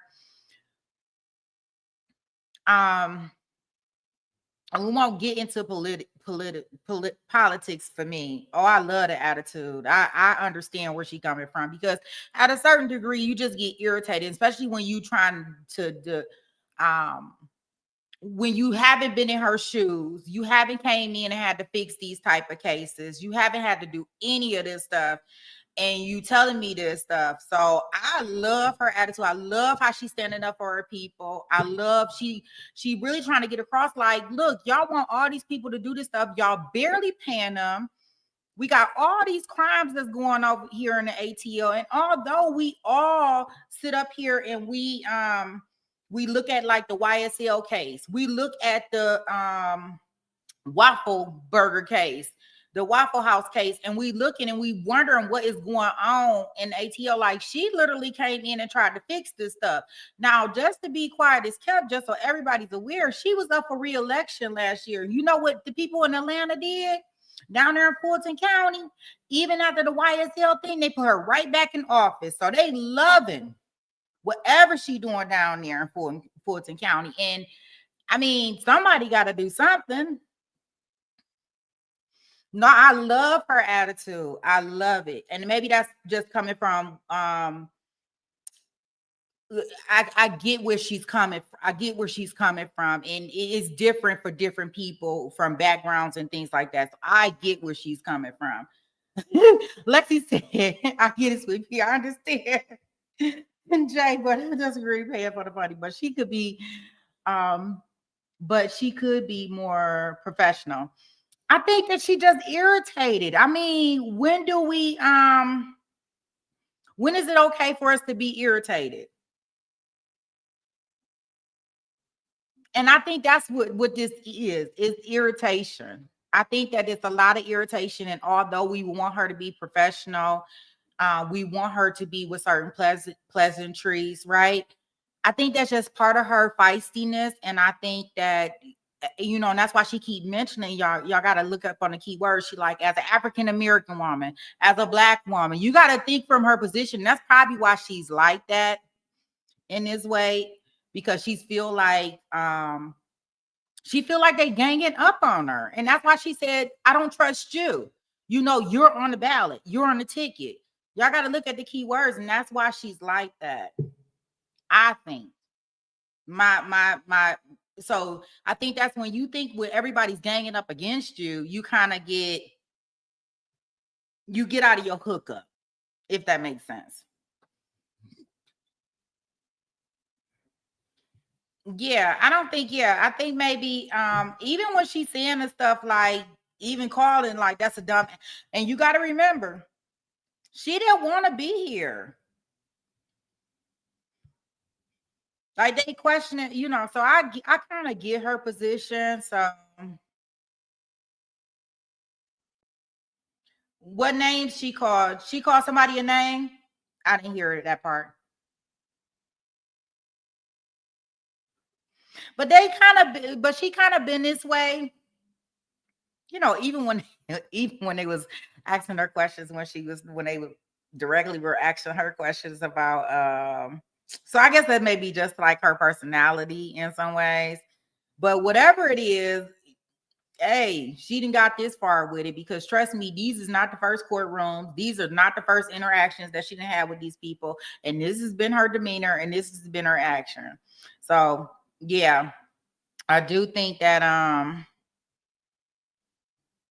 whatever it is, they like it. So she got people that like it, and she's firm and she stands up for her people, and she just, you know, says it, you know, she's saying it with her chest. That's what I can tell you. She definitely saying with her chest, but I can see if you on the other side of this coin, how it may feel like if she's speaking to you in that way. But if she was my boss and she was talking about me and had my back the way she have they back, I love every minute. Well, if she thought it was a dumbass, I was a dumbass question. You said that's what you mean. I don't know. I just think she be heard more if she used different words and expressions. She could be firm. She could even be mad. Yeah, everybody has a different way of doing their thing. I mean, I don't know. I kind of like the fire and desire, you know, the fire in her. That's just like when we watching, and it's a difference when you're talking about attorneys and people that know this legal jargon with each other. Because even when we looking at the Zach Adams and the Holly Bobo stuff, when you got one attorney questioning another attorney, now you got attorneys questioning judges, like they get offensive. Even when we talking about that trial and that retrial, the post-conviction hearings, when we seen Jennifer up there on the stand, remember, she stood her ground. Now she a judge. She's saying, hey, this conviction was right. And she's standing with her chest. Like, she even up there, she done lost her whole mind. Like, can I object? She want to object from the witness stand. So it ain't just her. It's, you know, I think it's more of the dynamics of people in these positions questioning each other. So I think that's kind of their thing. Because even Jennifer in the other case, like, I was like, oh gosh, like she just well, I think that I don't even think that is even with I honestly, guys, and just thinking outside of the box, think about our testimony from the Zach Adams Bobo case, Zach Adams Holly Bobo case. These people are in these positions, right? And they're being questioned by somebody else that's either in the same position or a higher position or something similar. So I really, really, really, really think that it doesn't have anything to do with, I think it got more questioning their title. I think it's more questioning their title. Like, or question their decisions with the positions that they're in. Because even in the Holly Bobo case, like Jennifer, like, I don't care what you say, how you say it. This is why I convicted him. Can I object from over here? Like, she forgot that she was on the witness stand. So I think that it is both from in any of these cases when they are questioning each other in higher authority positions. To me, that's what I'm kind of getting out of it, with anybody questioning them. Because if it was just them questioning somebody else, then no, we wouldn't be talking like that, right? Because we probably don't know the lingo or the jargon or whatever the case may be. But when they start questioning each other, it's always fireworks. Always fireworks. Even, I'm telling you, even in the Holly Bobo case, if y'all haven't seen any of the post-conviction hearings, that we are going to go back into later at the end of the month, those attorneys, they like fireworks with each other, and they are in the courtroom, at least in my opinion. But okay.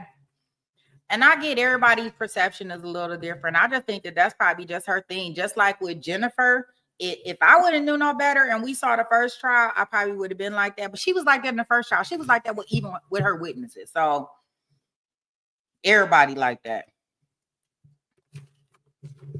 I believe that too, Dr. Rachel. I do believe that she deflected, and I do believe I believe that she doesn't want to answer any of his questions. That's what I do believe. She doesn't want to answer him directly. Like, how much money did you spend? I didn't bring anything with me. I don't know.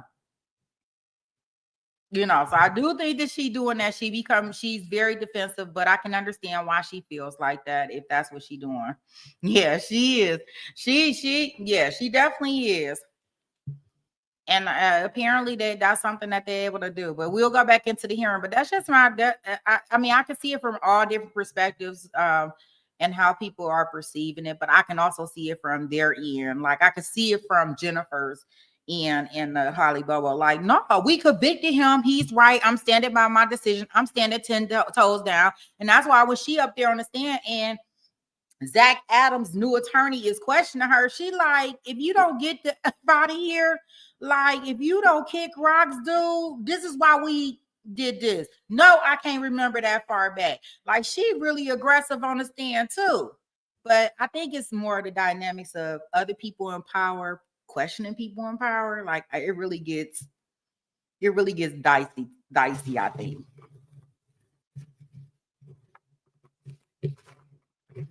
No, I think that is fine. Oh no, I don't think that anything that anybody says. I think that everybody just feel, you know, everybody got a different way of now, what I will tell you, if I was on the other side and I was in that position where that man was at, I'd be like, oh, why is she talking so nasty to me? Now that will be my position. Like, why is she talking so nasty to me? So I think if I was sitting on the other side of the table and had to deal with her, I would be like, ew, I don't want to deal with you, kick rocks, lady. That's how I would feel. But I'm on the other side, so I don't know. I don't know what he gonna do. He better hold his own. Look, he better hold his own. That's what Jennifer Nichols did. Jennifer, not Nichols. Jennifer in the other trial did. She was like, look.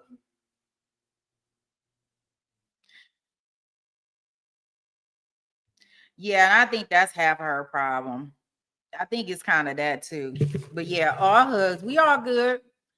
It's all good. Everybody perceive things in different ways and want people to communicate in a different way, and it's okay. You said part of me just thinks that she. No, I really think she does care. I just think that she, you know, I think that she just really tired of them beating up on her, even though she did make some bad decisions, in my opinion. Because I think that a lot of this is coming down because she was having relationships with Mr. Wade. Right. And so that's why a lot of this is backfiring and kind of coming like this. And she trying to separate the two. And I don't think they will allow her. All right. Well, let's go ahead. Assistant district attorney that works for you at the $200,000 a year, and to Governor Barnes's point, plus benefits. Let's just say that that's $250. And if I take that divided by 2,000 hours, that's about $125 an hour. I don't understand the question. My question is, what is the experience level of the assistant district attorney? Are you trying to intimate that you're going to tell me who to hire and how to do my job? No, ma'am. I'm asking you, the people, the wonderful people that you have hired, they're the top of your pay scale at $200,000 a year. What is their experience level? Because I'll let you answer that, and I'll ask my next question. 20 years practicing or more. And it's your testimony that somebody with 20 years practicing or more would not be able to manage the election interference case. You are really not listening. I said that I had people at that pay rate, and each of them was assigned a major task within my office. And no, I did not have anyone that was not assigned with a major task that I trusted to manage this case. And so I made a decision. The people of Fulton County elected me to make that decision, and I did. Is there a reason why you decided to go the special assistant district attorney route via independent contractor as opposed to a new full-time hire? I think it's asked and answered, sir. Okay. Because it was cheap. So you don't have to pay the first. Governor, I'm happy for you to provide counsel to your client. But in terms of testimony, that's what the district attorney is here for today. Well, Can you describe? give you fair notice. I'm not going to allow her to answer repetitive questions that have been answered time and time again. Were there any internal policies that you had that kind of drew a line between you when you would use your internal staff versus hiring a special assistant district attorney, or was it more so based on workload like you described? It was based on my decisions. Okay. At its peak, how many total attorneys were working on the election interference case?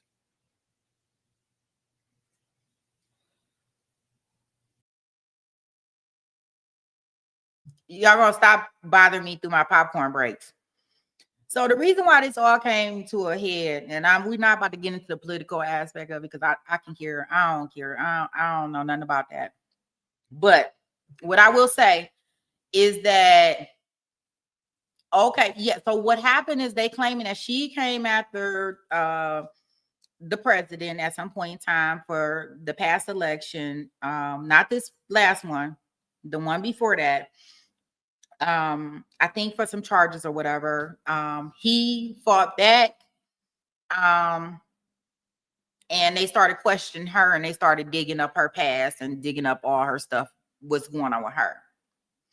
So what they currently got going on is that she had this guy that she put on a special project, this Wade guy.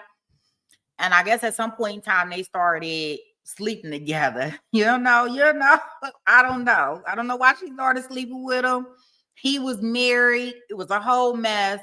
So they started digging so far into her personal life. They had a hearing about that. And that's what that hearing part was about. That they had when she had on the pink. So from my understanding, Wade has done some things. I don't know what he has done,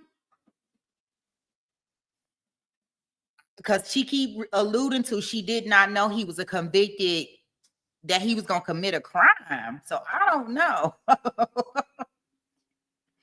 So from now, it just seems like, and the only thing that I know that she truly has done wrong is I can't even say she done it. I guess sleeping with him and giving him this contract, because what they're trying to say is that I guess he was never entitled to this contract. And so that's what they're trying to get down to the bottom line of that. But other than that, that's about all I know. And that's probably bits and pieces. We'll have to have the 13th of Brooklyn probably hook us up in regards to all the dynamics in regards to it, because I'm kind of like a hit and miss with it. Yeah. So she, I guess you can think that's why they want to know, why did she get his contract to Mr. Wade? Was it because Mr. Wade was beating it up?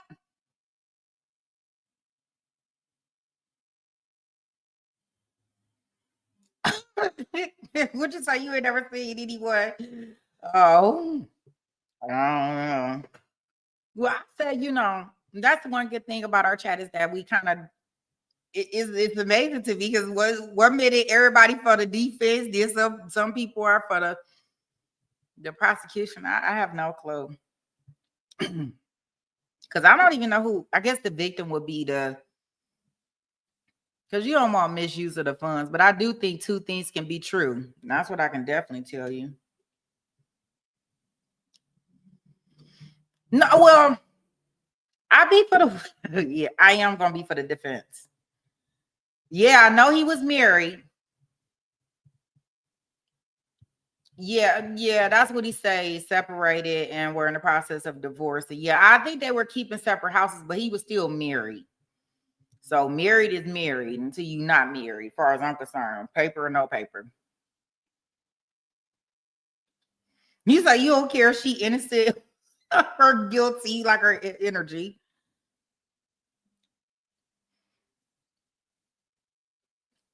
I think that is, because what they are trying to accuse her of is misuse of funds, right? Is that what we are looking at? The misuse of funds?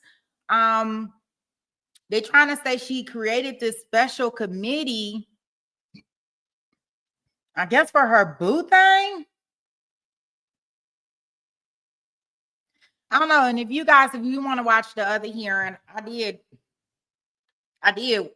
see the other hearing when it happened last year. So I just think these people get real feisty when they dealing with each other.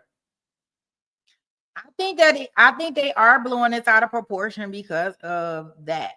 I think because if he was any other guy, and that's why she keeps saying, he has 25 years of experience. Yeah, right, what Lexi put in there. So, but I don't know if this, I don't know. Maybe I'll do a deep dive and come back with some stuff for y'all. I have no clue. Because I don't want to be giving out a whole bunch of I don't know and misinformation. All I can tell you is that it sounded like to me, your sweet pea, that she got that outside thing, and they wanted to know about her relationship, and they questioned her about it. They questioned him about it because both of them had to take the stand. They questioned a friend about it, and they wanted to know why funds from Georgia was given to this guy, and did he get this contract because that was her boo thing, or was he the most qualified to receive that contract? And that's why they're going into right now. Well, hey, why couldn't you just hire a regular Georgia, employee versus to an outside contractor? And so she like, well, if I do an outside contractor and just do a contract for it, I do not have to give them benefits because they're basically self-employed. So that's one cost that the Georgians would not have to pay for. I don't have to worry about the benefits on top of that. And so just the attorney fees and different things like that, that's where they're getting into that $250 and all of that stuff. So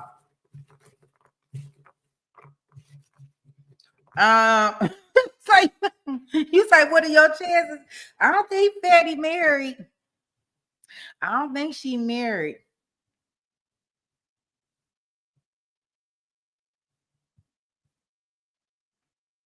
Yeah, so this has always been her. Like her demeanor is, how dare you question me? You say he was married as if he was doing something wrong, when the fact is him and his wife he was still married.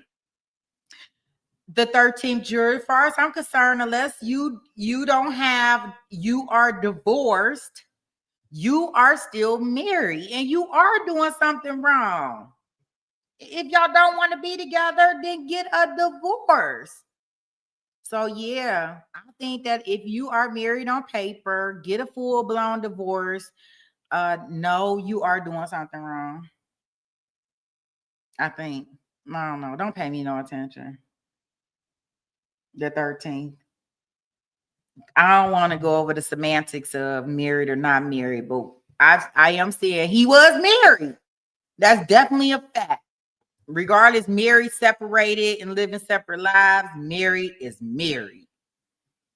I love a good defense attorney and a clean prosecution. Justice is my guy. All right, Sharon Rock. I know that's right. That's a question of how one perceives morals, not agreeing on that. Yeah, therapist, I guess it is, but it still doesn't negate the fact that he was married. 13, I got you on that one. All right, here we go.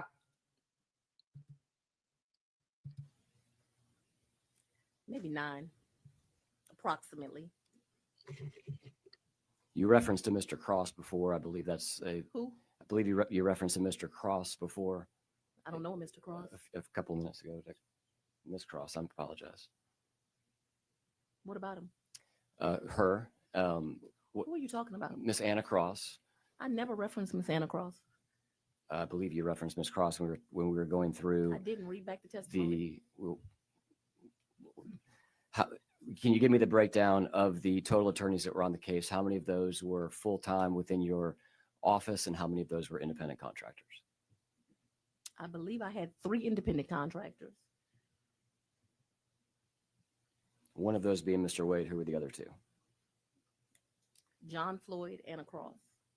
Diversity, white male, white female, black male. Diversity is intentional. What kind of experience do you look for in those special assistant district attorneys?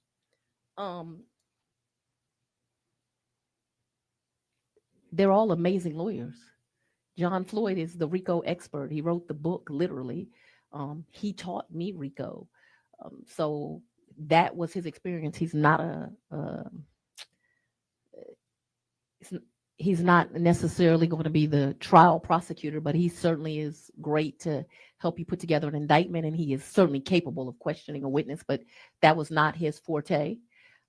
Miss Cross is a brilliant mind. She writes beautifully, and is very well versed in the law. I'd worked for a prosecutor in the past, so I looked for smart people with integrity that could do the work. And I got 3 lawyers, each that God put in different skin, that could do the work. Thank you for giving us Ms. Cross's background, the rest of those as well. Has Mr. Wade ever prosecuted a RICO case prior to the election interference case? Mr. Wade was served as a prosecutor before this. He also has worked as a criminal defense attorney. And I don't know, I believe he has defended RICO cases. But as far as you know, he had not prosecuted. I didn't need him for that. That's why I get to make the selection and not you. Has he ever prosecuted any felonies? I know you referenced him prosecuting cases. My understanding is this was the first felony case that he was on the prosecutor side for. Is that accurate? I'm not sure if that's accurate. I know I believe he did some work for the Attorney General, although the Attorney General never tries as many cases as my office. But different people are needed for different things. And the people of Fulton County elected me to make those decisions. And I know y'all want to come in and be daddy and create QAnon committees that will judge prosecutors and have these committees. But unfortunately for you, I won this vote by 68% this time, 87 in the Democratic, 68 the general, 72% last time. So the people of Fulton County have selected me to make these choices, and I make them. And my city and county are safer because I make them. In your prior testimony with Miss Ashley Merchant, there was conversation around what she referred to as block billing. How would you describe block billing? Oh, let's talk about Miss Merchant. Let's just talk about block billing, please. We're not. I've opened the question to block billing.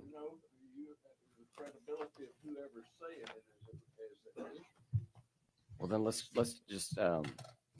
So I'd like to talk about what this committee did the last time we were here, and for the press, I will have 50 copies of this so each person can get a copy.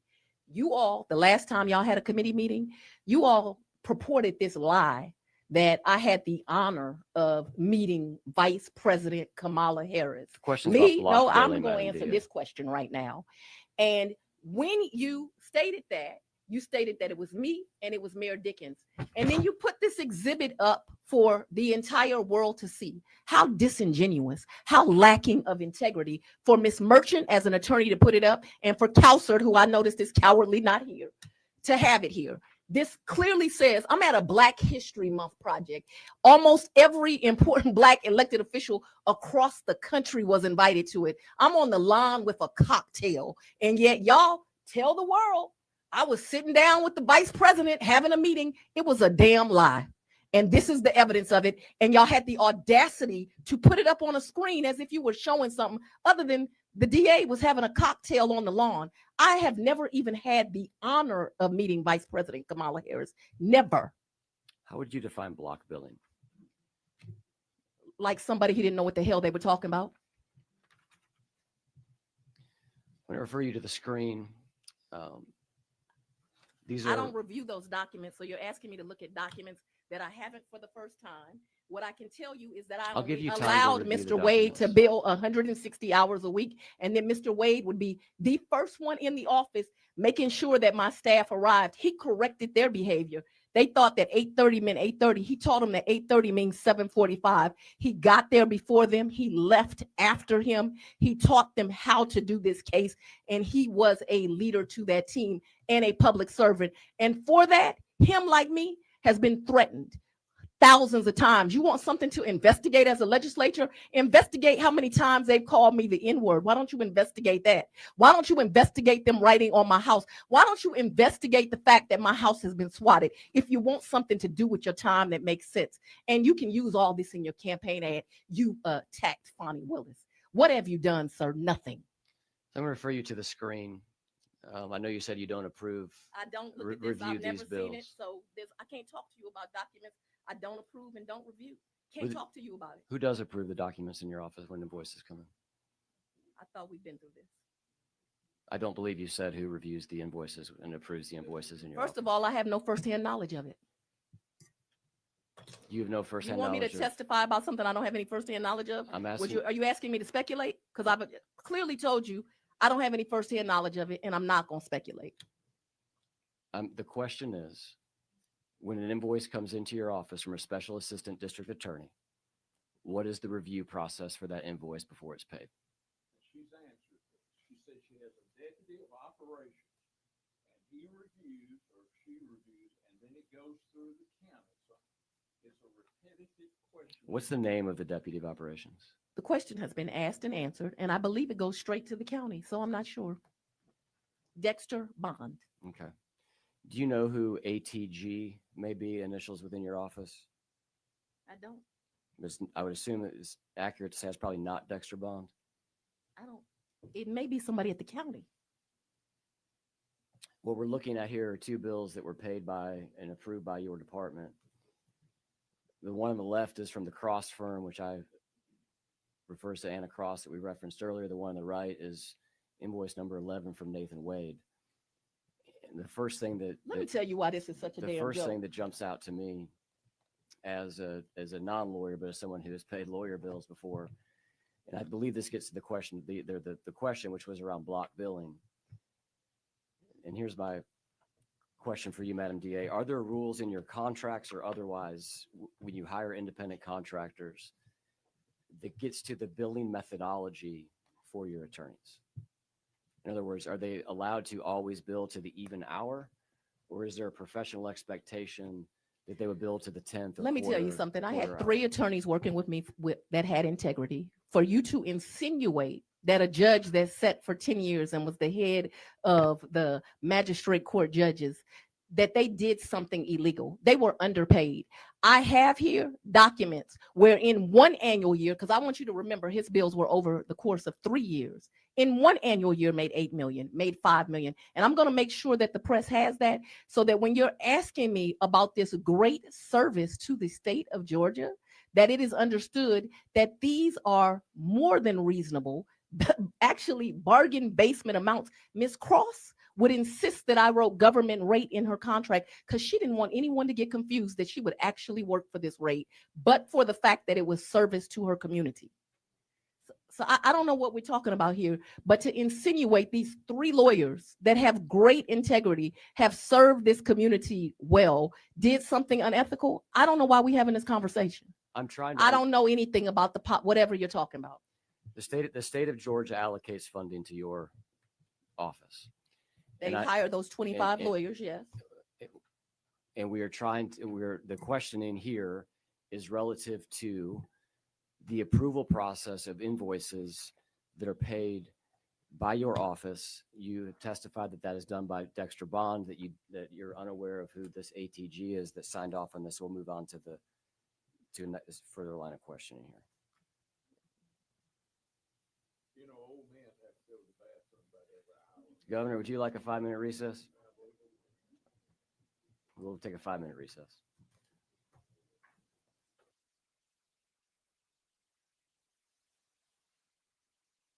I'm telling you, Chad, take a 5-minute recess. I'm gonna take y'all back into the damn Melanie trial now. If y'all gonna be sitting up here acting up.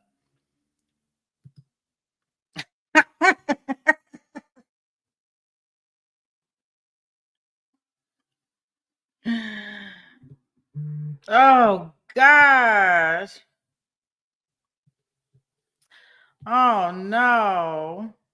Oh, this is the hot topic. Wasn't trying to have that as a hot topic. Music therapy. SD said, what is going on? Um,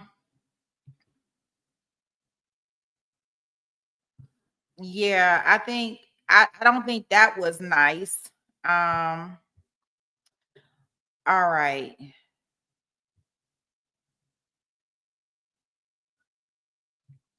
It looked like she may have already left. Thanks. So you probably won't get that the 13th. Yes, you say another family hug. That's what they need because they doing too much. Well, no, I think that everybody's just doing too much all the way around. Nah, okay. Let's see here. Let's get past this group hug. Fanny went to go take a break because they needed a break. Of course they did. Let me show you what Wade looked like. Merelda, this is Wade right here. I'm gonna have to research and see what all he done did. Because this sounds like he done got convicted of some stuff here too. Okay, let's see here. Let me share this tab. Let's go back in here and finish listening.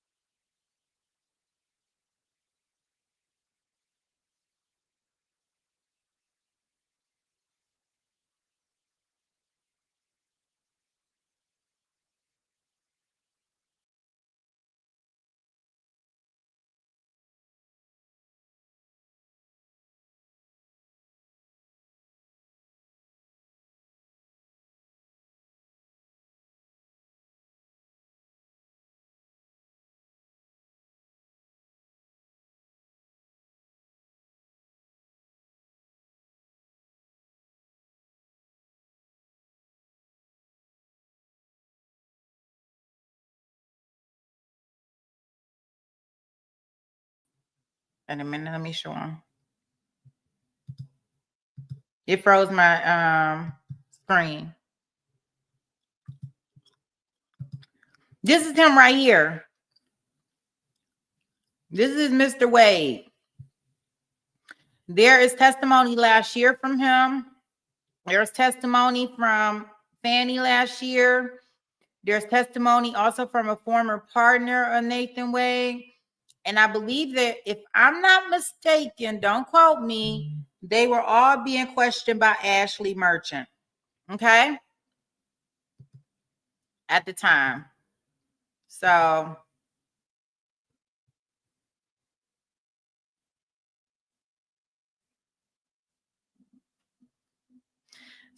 yeah, that's who that is. Okay, let me share this tab. Let's see if we can go back in here.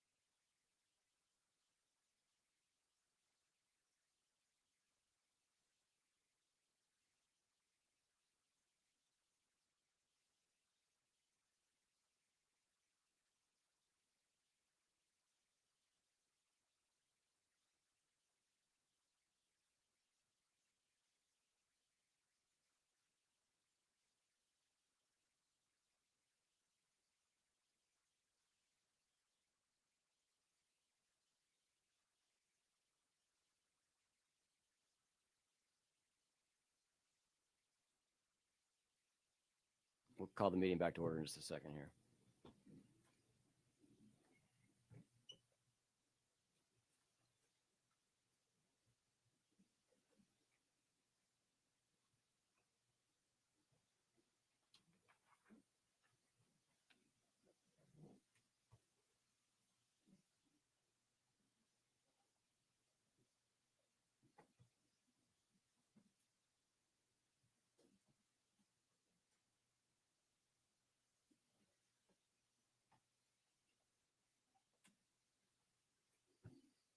All right, we're going to call the meeting back to order. Let me turn your mic on just 1 second. Are you on 2 there? I testified that I had capped Mr. Wade or Attorney Wade or Judge Wade at 160 a week. What I meant to speak is 160 a month. Also, I have referred several times to the rates of the AG. I would like you to know that in 2020, the Attorney General of this state paid $52,000 in attorney's fees. I've done initial 52 million in attorney's fees with the top recipient in that year, initials AF. I've taken off their name at $3,593,000. That was for 2020. In 2021, again, in excess of 52 million, with the top one in that year being AD as the initials, 2,673,000. I should note the great Josh Belafonte was one of the recipients that year, and he made 1.3 million in 2021. In 2022, the AG's office spent on special prosecutors $55 million. DS being the top recipient for that year, $2 million, 200,000. Josh Belafonte made $911,000. In 2023, the AG's office spent $65 million with the top recipient making $5 million, initials MR, and I'm going to finish. And 2024, the top recipient was MR, and they made $4.6 million. All right, we're going to. Y'all, this is crazy work. Like, he done cut her mic off because she telling them about their salaries. Maria cut off her mic. He was like, oh, I control this rule. He cut off her mic because I guess she giving out their salaries. She said, now while you're worried about all these underpaid people that's in my office, yeah, I guess this is a little bit deflected. She said she trying to turn the table back around on them. Like, let's talk about what y'all get paid. He like, this don't have nothing to do with nothing, nothing to do with anything. How funny. How funny. You turned off the whole mic. Oh, wow. move on to the next question here. She loud though.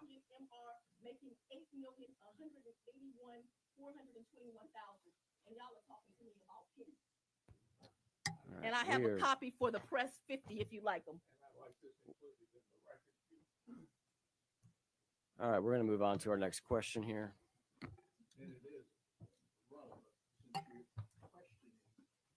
I wonder why they moving on. Oh, they don't want that stuff.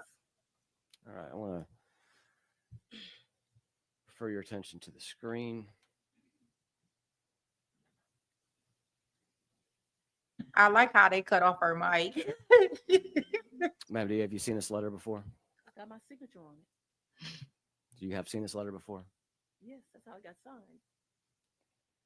You sent this letter on December 17th, 2021, requesting access to documents to from the January 6th committee, Chairman Mr. Representative Thompson. Is that correct? I did. Okay. Did you or anyone in your office receive help in your investigation from the January 6th commission? What do you mean by help? Did they send you documents? Well, they're public documents. Did they send you any documents that were not public? That were not public at the time? None that I can recall. None that I can recall. In the letter, you offer to meet them in person. Did they take you up on the offer to meet in person? I've never met Thompson. Have you ever met anyone that was doing work with the January 6th commission? Not to my knowledge. I may have met them and not known they were doing that work. Mr. Wade traveled to DC with members of your staff. Is that correct? That is correct. And Mr. Wade billed for conference calls for the January 6th committee. Is that correct? Haven't looked at the bills. What difference does that make? On the left side of the screen here, and I apologize, the camera's in your way. There's the screen over here. You'll have to remember the criminals that I Easier to indicted, see. they had committed crimes all over the country. And so as a result, as a prosecutor, if you know that a criminal has done crimes in this state and other states, it would almost not be due diligence to try to get information from them. Here goes some more legislation you can take up. There is a process called TUI with the federal government where state prosecutors try to get information from federal prosecutors. They are not very helpful. On this bill, on the left-hand side, the first I red haven't highlight. seen the bill, sir. You remember? That's why I'm showing it to you, Madam DA. It says team meeting conference with January 6th, research legal issues to prep and then it ends with V. He testified, and the testimony is on the right side of the screen that meant interview. And then the second one is travel out of state, interview and research, which was from April 27th until April 29th. Are you aware of a trip that Mr. Wade took out of state that your office paid for in April of 2022? Yes. What was the purpose of the trip? I don't recall. Okay. I'm sure to get information on some of the criminals I ended up indicting. This slide here shows essentially a reimbursement request on the right-hand side for Mr. Wade at the Hyatt Place Hotel. And on the left-hand side, this is an invoice for the Hyatt Place Hotel during the time period I referenced earlier for a Mr. Michael Hill. Do you know who Michael Hill is? He was an assistant chief when he left my office. He's an investigator, though, a sworn law enforcement officer. And he was on your staff during April of 2022? You said when he left your office. When did he leave the office? I don't remember. But yes to the first question. He was on my staff at that time. I don't remember to the second question of when did he leave? Not long ago, he got a higher title at another office. Do you know who else from your office attended this trip? I can't recall. You can refresh my recollection if you like. This is an invoice for the same hotel on the same dates from Mr. Francis. I assume it's Mr. Wakeford. Is that someone that worked in your staff? An amazing attorney. What was his role? He's an attorney. What did he do what work did he do within your department, your team? He does all types of work, but he is what I would consider to be an appellate lawyer. Did he do work on the elections interference case? Absolutely. What work did he do on the election interference case? He did a lot of excellent writing.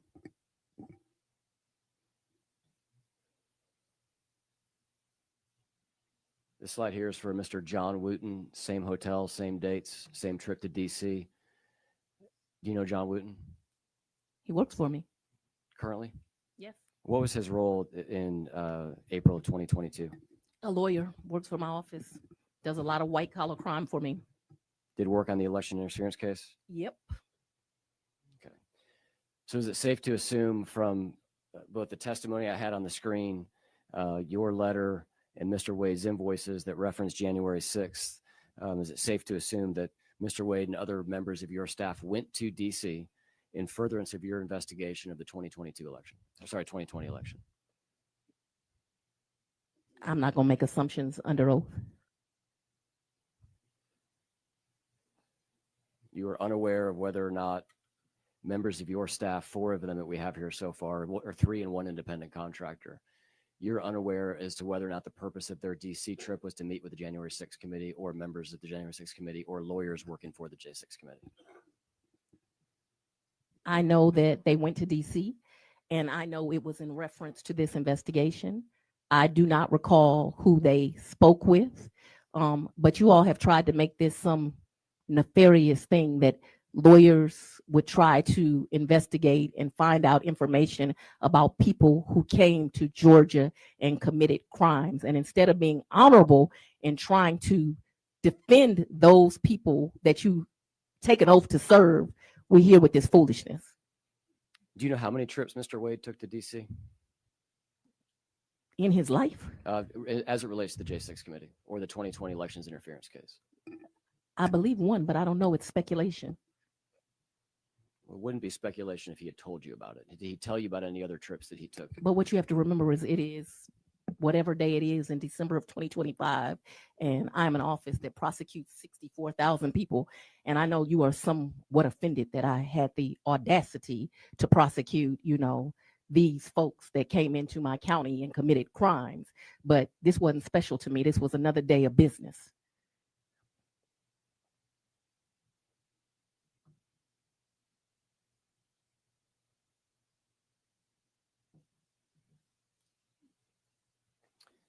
On the screen is another invoice from Mr. Wade. The highlighted section, I'll just read it out loud. Says January 6th meeting and ATTY Conf. That's from November 16th of 2022. And then there is a second entry immediately below that, interview with DC/White House, November 18, 2022. Have you seen this bill? No.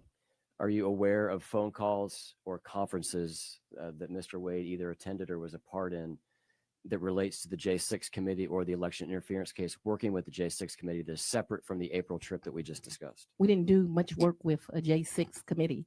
So I've never seen this bill before. And I believe the only thing that we called the White House about was, did we have to go through the TUI process with that White House like we have to do with the Department of Justice? That's my recollection. That could be right or wrong, but we were trying to speak to people in the Trump administration, the first one. So I don't believe we had a lot of contact with the White House. So I'm not aware. You said you were trying to speak with people that are part of the first Trump administration in these travels to DC, or are you saying that more generally? More generally. Okay.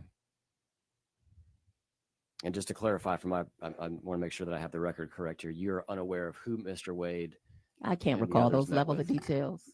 I know you want to take me back to 1948, where an African-American prosecutor can only prosecute certain types of people, but I prosecute and stand up for all victims that come into my circuit. When was the special purpose grand jury impaneled? I don't remember the date, but that's an interesting point. 2 grand juries said these people did these crimes. The date that I have, and the grand jury was made up of independents, Democrats, Republicans. 2. The date that I have is January 24th of 2022. Does that seem like it's within the range of being the correct date? So I already stated I don't trust you. I understand you're trying to run for lieutenant governor right now. Anything you want me to testify to, I'm going to need to see. Okay. Were you aware that in between the time of the special grand jury being sworn in and receiving evidence, Mr. Wade traveled to Athens, Georgia to meet with officials from the White House counsel's office? I don't recall. On the right-hand side here is the meeting that I reference. The highlighted section reads, travel to Athens, conf with White House. How does this counsel. assist you in developing laws for Georgia? Because I believe the purpose that I'm here for is because you all need assistance in doing your job, and you want assistance with rules and regulations around how people should be a prosecutor. And it made sense to me that you'd come to the best prosecutor in the state to ask for some advice. But I'm confused as to how this assists you in what the purpose of me being here is. The committee has a broad purpose. I'd be happy to refer to counsel as to the overall purpose of the committee. But my question for you is, as it relates I don't to think this it's travel, relevant, so I'm objecting on relevance. She's asked and answered that. She's told you that the TUI process goes through the White House counsel's office. She's asked, it's been asked and answered. and it's your testimony today that the travel to Athens, conference with the White House counsel, as far as you were aware, was due to a part of this TUI process that the governor's referencing. I've testified. I don't recall anything about this. Okay. And I don't see how it's relevant to what your alleged purpose is. Now, your real purpose is to try to get elected, which I would say, Georgia, please, let's elect any lieutenant governor, but this one. We'll get to your work trying to elect lieutenant governors in a second, Madam DA. But for now, we're talking about I've done no work with an elected governor, but if I will do some work with this, I see that Counselor left you alone today. I'm not, and he is running to be Attorney General of this state, Madam DA, and he is not qualified to be such. By record, by this document where he put up a false document trying to prove that I met with the vice president. That shows you he does not have ethics. But there is somebody running for attorney general that has been a state prosecutor, a federal prosecutor, a civil rights attorney, and a state's legislature. So if people want to vote for people that are ethical and actually have the experience to do the job, I'd say go donate now to Tanya Miller. She running the election up in here. She doing a campaign. I cannot with her. Like some stuff is just, she like this guy right here that's asking her these questions. He running for governor. He trying to prove something. Don't vote for him. Now, I've asked you about Mr. Wade. Why did you go back with to her anyone that birthday? had worked with the January 6th committee or was a lawyer for the J6 committee?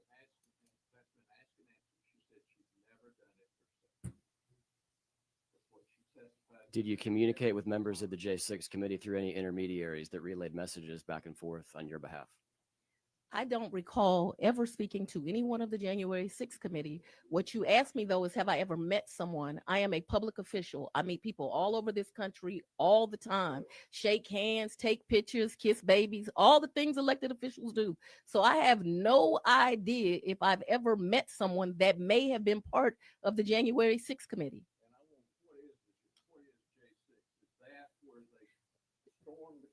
And killed a police officer?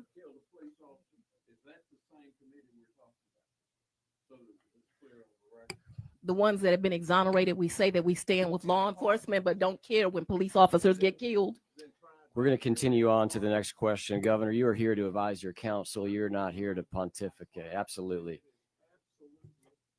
And how does this help you for laws? Yes, I'm sorry, Judge. I'm sorry, Governor.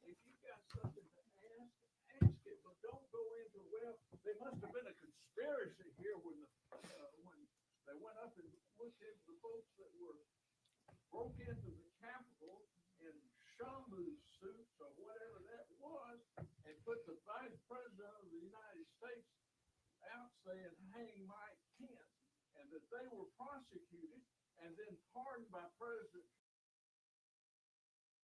And now let me ask y'all, because I see everybody talk about my girl Fani, right? And her attitude. Okay, so let me ask y'all, even though my guy, the governor who's on the side of her, there with her, like he irritated with these questions too. His mic ain't all the way up, but you can hear the clear irritation in these questions that's being asked. Right? Because he going into it now. So I guess my question would be does that give us a little, but she is doing too much but hey, for the content, let her do her, right? I'm going to let her be her, but it seemed like he a little irritated with all of this stuff too. Like, why are y'all keep asking all these questions? Like, what is this about? Like, oh, y'all asking me questions about something that happened when they were storming the Capitol. Like, yeah, they are like really, really, really, yeah, irritated. Like he seemed like he irritated too. But let's continue. Trump, and you're trying to say and infer that it was illegal, immoral to investigate that was part of a pending case. So We're asking questions relative to the investigation, Governor. We're going to move on to the next question. You're trying to infer some wrongdoing where none exists. Ask the question. Let's move on. To divide this country, and it should be noted that there were many great honorable Republicans that brought this case to me because they knew what happened was wrong. One of them is Duncan, who's now running for governor. So you have your endorsement. I didn't endorse him. Don't answer that question. So But I do think it should be noted that although you are trying to divide this country, that this country is not divided. Most people in this country are trying to do the right thing every day as they get up for work. Most people know when someone is murdered and victimized, you don't act as a depraved human being and tease them and their family in their greatest time of loss. Most people. So I want to talk about a little bit of a timeline as it relates to DC and and just lay out a fact pattern here, and then I'll ask you a couple questions. On November 9th, then President Biden stated and was asked about President Trump returning to office. And he stated that we just have to demonstrate that he will not take power. If he does run, making sure he, under legitimate efforts of our Constitution, does not become the next president again. Are you familiar with that quotation from the president? It has nothing to do with this inquiry. If you want to subpoena President Biden, subpoena him down here. I'll come. I might even represent him. He's got a seat. I hope he's got something left.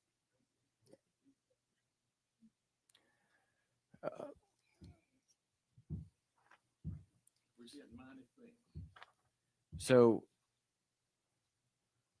a couple of days after this, President Trump did indeed announce that he was running for president. As you can see on the date there, November 15th, 2022. And then the very next day, and we've referenced this a second ago, but we're going to go back to it.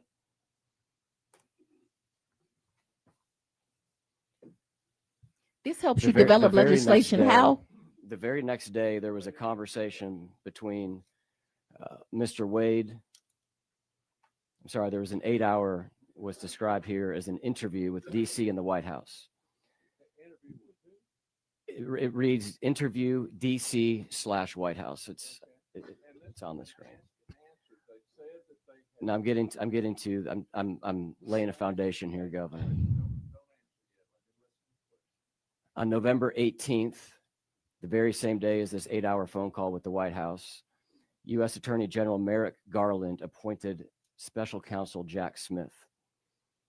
And around that same period of time, some news reports say the same day, but we know within 2 weeks of that time, Matthew Colangelo, who is the former third highest ranking official at DOJ, tendered his resignation to take a position in the Manhattan prosecutor's office, which would go on to also indict President Trump. He committed crimes a lot of places.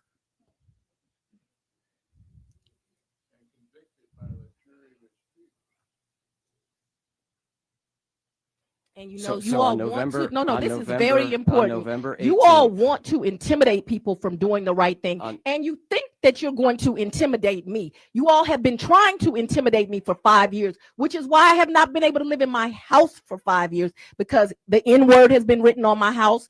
Thousands of threats have come to my office. And instead of doing some legislation, when someone says something inflammatory that you know is going to cause them to be the victims of crime, you ought to do something about it. But you see, I'm not Marjorie Taylor Greene. I ain't going to quit in a month because somebody threatens me. I took an oath to do the right thing. People came into my community and committed a crime, and I indicted them. And rest assured, if someone else comes in my community and commits a crime, I will indict them again. Special Purpose Grand Jury released its report just under a month after this time frame on December 15th of 2022. And said 39 people should be indicted, but in my discretion and looking at the evidence that was the most damning, I chose to only present an indictment to the grand jury of 19. And who knew? The citizens of Fulton County, Republicans, Democrats, Independents, non-politicals, all said these 19 people deserve to be indicted, and they were. The question was, the Special Purpose Grand Jury released its report just under a month after this phone call between Mr. Wade and the White House. Just a month after, on the very same day, Jack Smith was appointed by Merrick Garland, and just a month after, the third-ranking member of the Department of Justice left the Department of Justice to go work for Alvin Bragg. That date being December 15th, 2022. Is that the date that the Special Purpose Grand Jury released its report? I don't recall.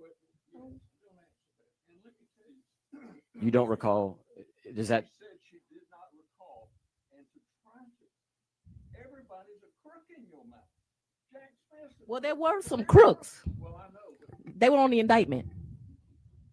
So you reference your prosecutorial discretion and bringing these charges. I believe you say 50. You were talking kind of fast there. Was it 50 that you said? I said that the grand jury recommended that 19 people be indicted. It's there. It's part of public record.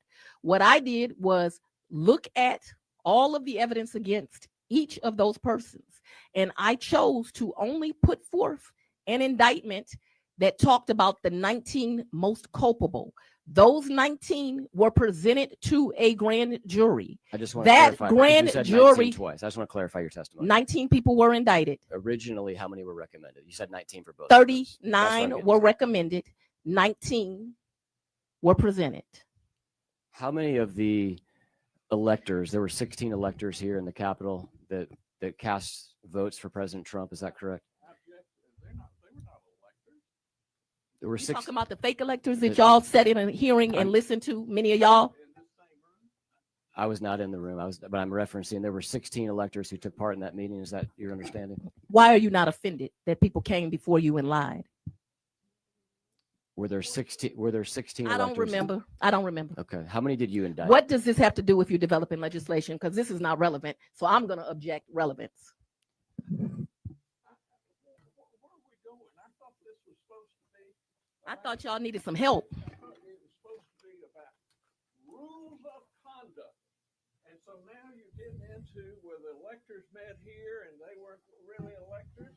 And how many of them got indicted and why did you do that? We're here for far more. Wait just a minute. We're here for far more than rules of conduct. On why she chose to do so. It was presented to 2 grand juries. They returned an indictment on one because the investigative grand jury cannot indict, it can only investigate. And so, how is this to do with the conduct and legislation? I'm amazed that everybody's fixated that the election was fixed 5 years ago. We'll come back to this. We'll move on for a second. Well, we'll see what you think of this next line of questioning, Governor. In January of 2021, and you referenced his name earlier, but you hired Jeff DeSantis to be the deputy district attorney overseeing the media relations unit of the district attorney's office. Is that correct? And strategy. Media relations and strategy. Can you describe the difference between those two separate roles, or are you just saying that's the title? That's the title. It's the title. Okay. Was he serving in your office in April of 2021? Yes. He's classified though as an ADA for personnel purposes. He is a lawyer. He Yes, he went to works. Emory Law School. Was there 2 years ahead of me and graduated.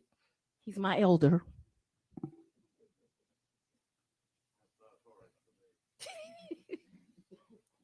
When you're referencing media relations, how would you describe the overall role of media relations?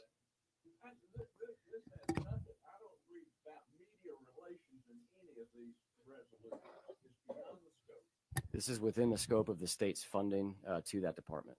Not To a that. question about who's the director of media relations. I didn't ask who. I'm asking what the role of media relations is. Neither is that. Don't answer. I instruct you not to answer. Completely irrelevant. Your objection is relevance.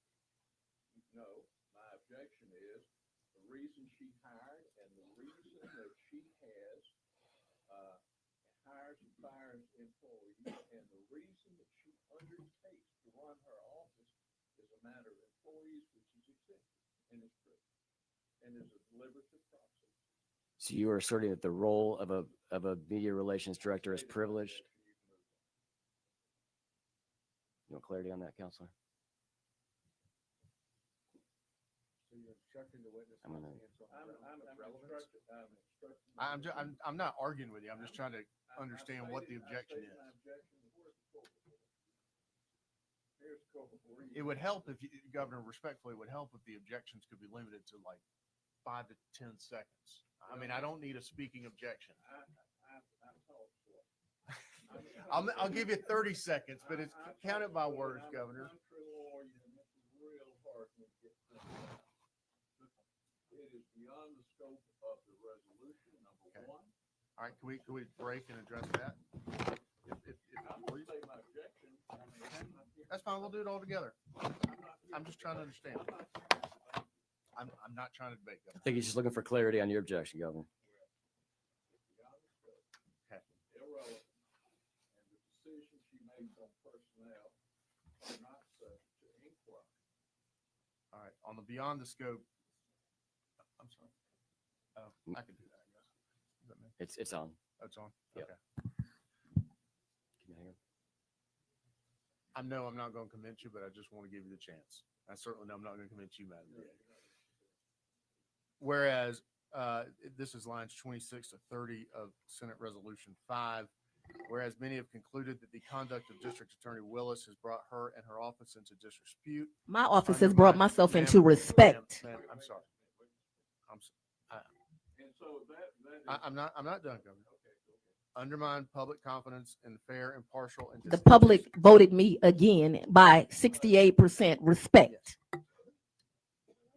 Madam DA, I don't think that it's, well, you continued. I mean, I've got my second fundraiser email from you while we're sitting here. Did you donate? Impartial.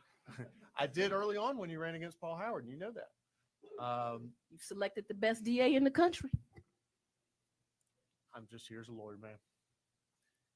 Fair and impartial, disinterested administration of justice by prosecutors across our state and cast significant doubt as to the purpose and validity of the charges of her office has brought in regard to the 2020 presidential election.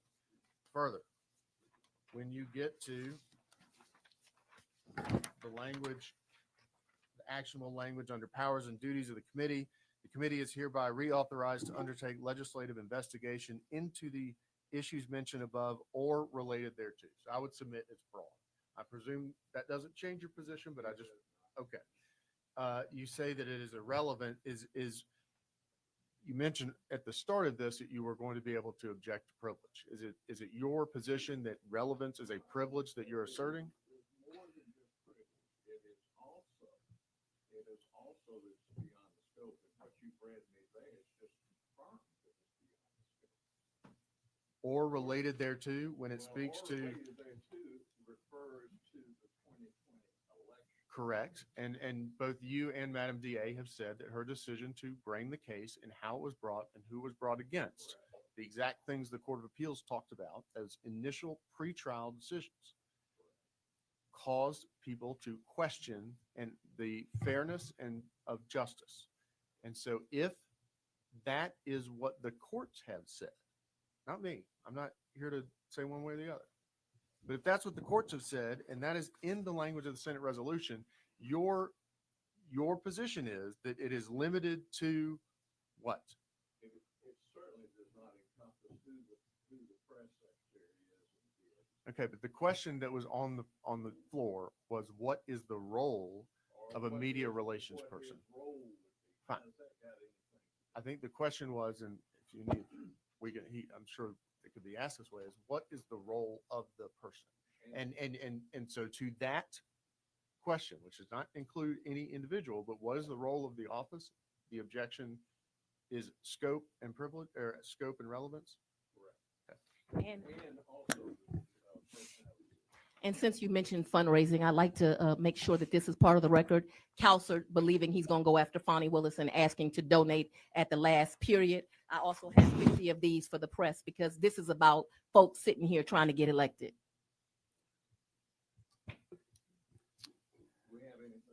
We do have a lot more, Governor. We'll take a lunch break just so you all are aware if you want to make arrangements at 12:30. We'll take a lunch break at 12:30. Madam DA, relative to your full-time employed staff, such as Mr. DeSantis, what rules, if any, exist relative to other work that they can do, either contract work or employment work outside of your office? If it's an investigator and they're working a job, off-duty job, extra job, as most police officers do, the chief of investigations has to sign off on approving them for that work site, as well as the district attorney. So that is to the law enforcement that report to me because, you know, I have a police department there. And so they have to get it signed off on that it's appropriate work. I don't like my investigators working at nightclubs, but they can certainly work at a store. They like to work at State Farm Arena and things of that nature. If it's a professional that's not an investigator and not a lawyer, they're pretty much able to do whatever. Of course, they can't do it on my hours, but they can work whatever. And if it's a lawyer, prosecutors are not able to practice law doing that. If, you know, they were selling pies at Christmas, I probably don't care. Somewhere in between practicing law and selling pies, are there any restrictions besides that? None that come to mind.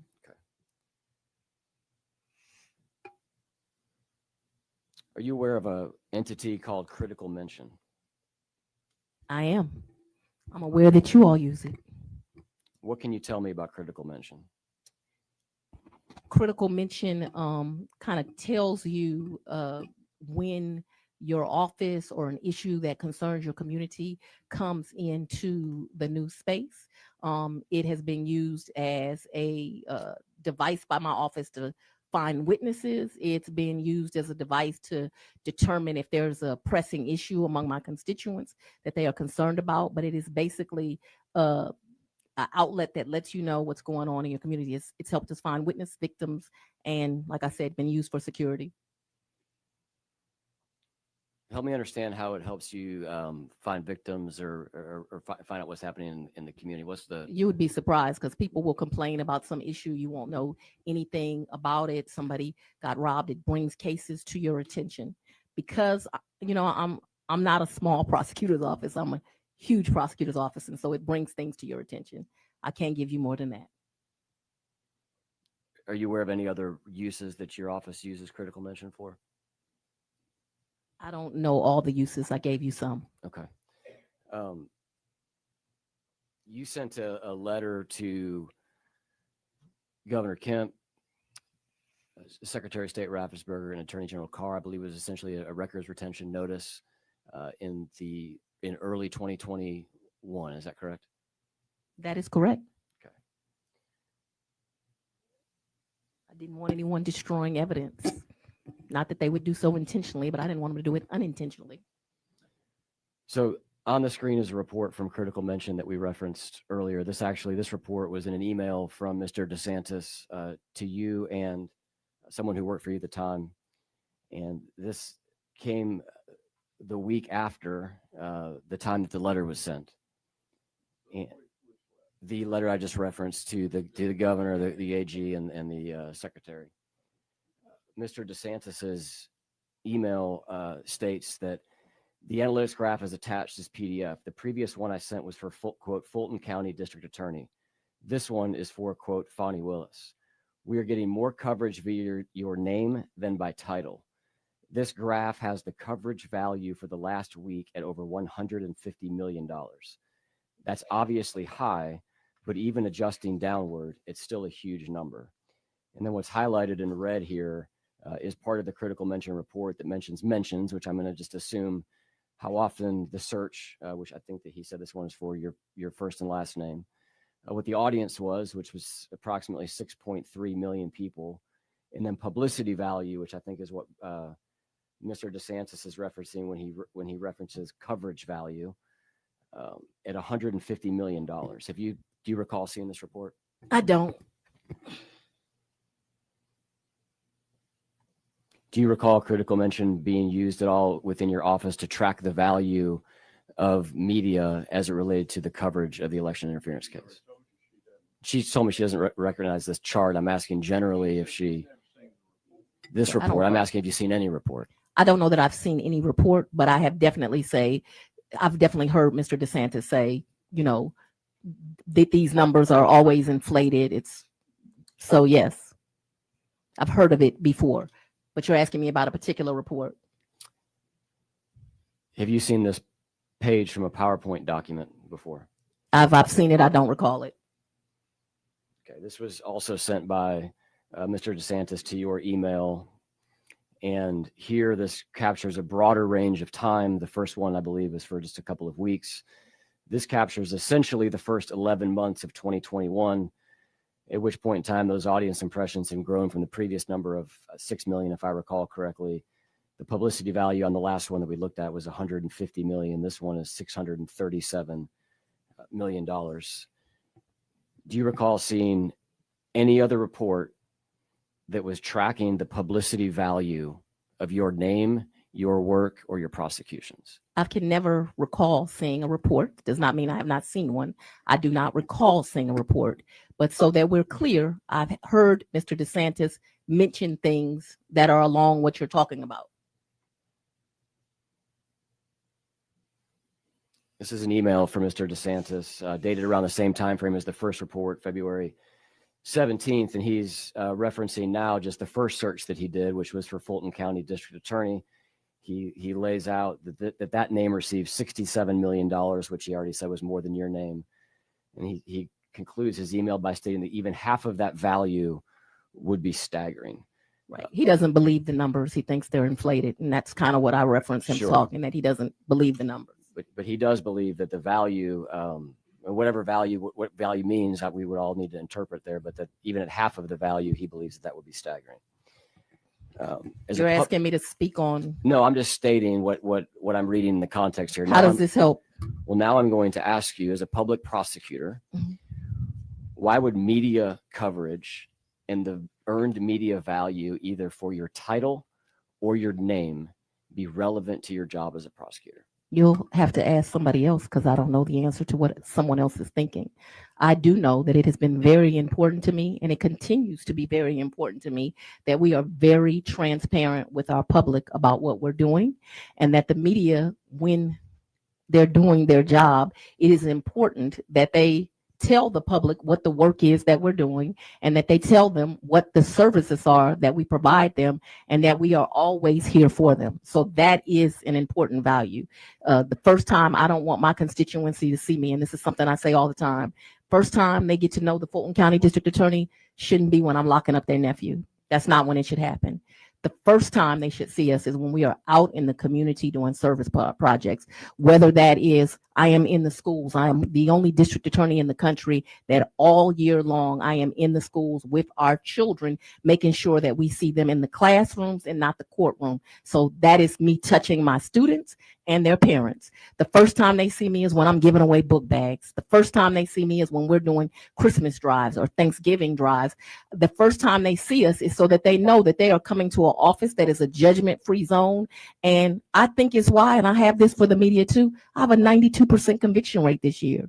I try more cases than any prosecutor in the state. That's the U.S. Attorney for the Northern District. That's the AG's office. My office is doing this work. We are keeping the community safe, because I know y'all won't believe me. I brought a report here from the Atlanta Police Foundation talking about how crime is down in our community. And it's not the district attorney's office alone. It is the district attorney's office combined with the law enforcement in this community. See, I care about the police. So I don't excuse that an officer got killed on January the 6th. To me, it's a problem.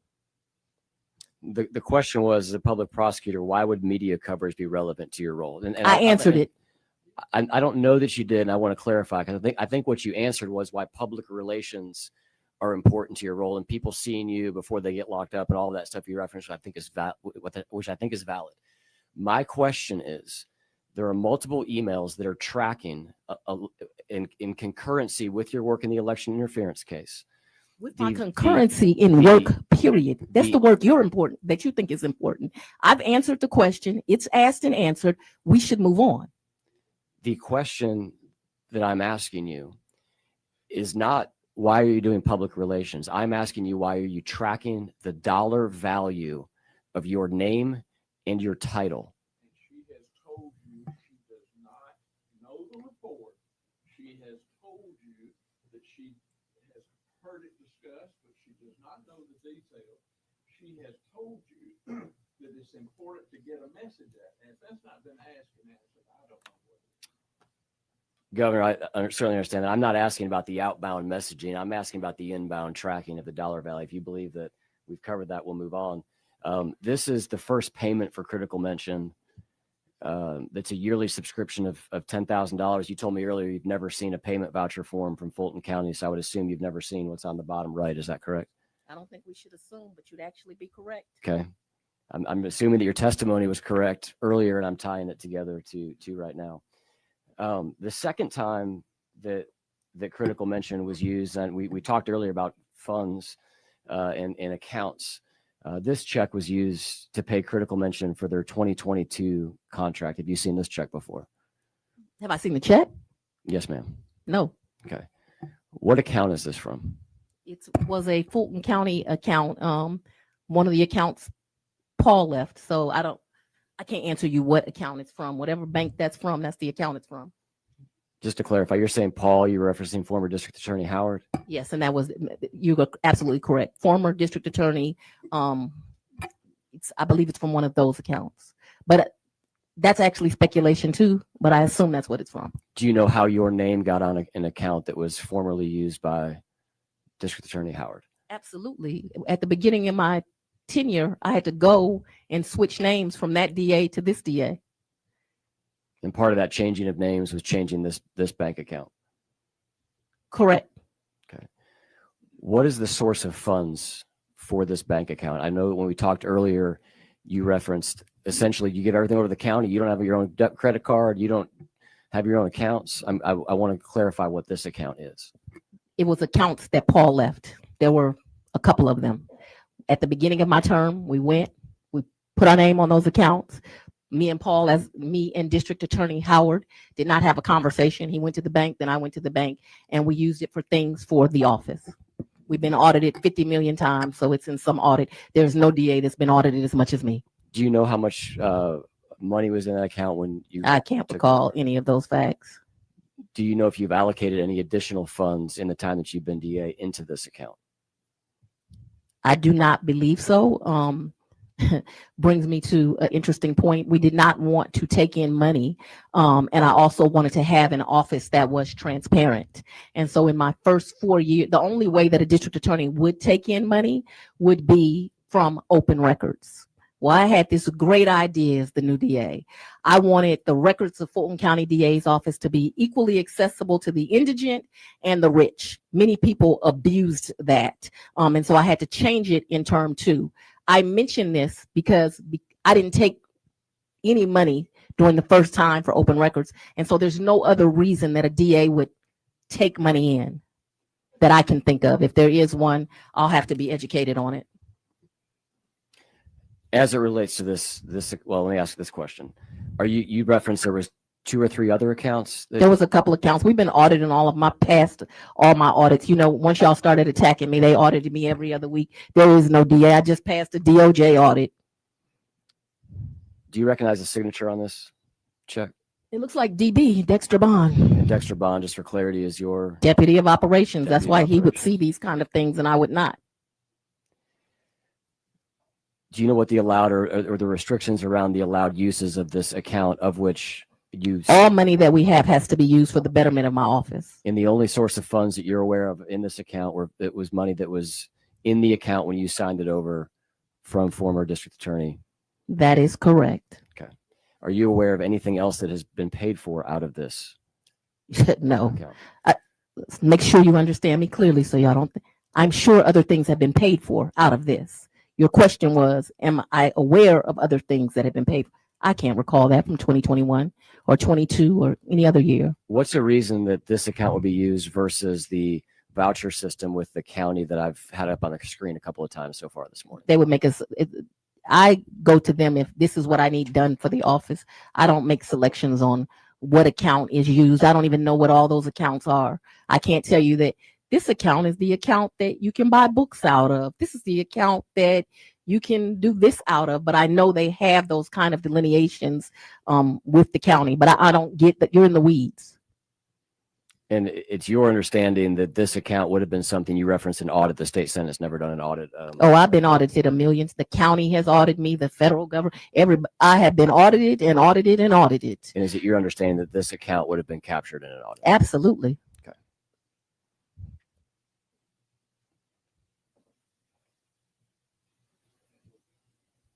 I was asking you earlier about essentially what I'm just going to colloquially refer to as side work that is done by full-time staff within your office.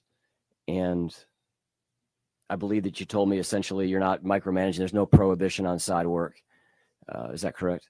Well, I told you specifically with my investigators, there is an absolute process. They cannot work as investigators or police officers because that is what they are. I think some people don't understand that in a district attorney's office, the investigators are sworn law enforcement officers with very great careers. It's something that a lot of them come to do after they've been police for many years. And we do have a sign-off process because I don't want my investigators to work at nightclubs. I know they pay a lot per hour, but I would prefer them not to do that kind of work, although I do allow them to do extra jobs. Most recently, as it relates to I will call it the larger story of the case recently, that was a ruling relative to an appearance of impropriety on this case. What are you talking about? I'm talking about the appearance of impropriety that resulted in your disqualification from the case. Prior to that, your office was investigating the now lieutenant governor, was not lieutenant governor at the time, Burt Jones. Is that correct? I don't understand the question.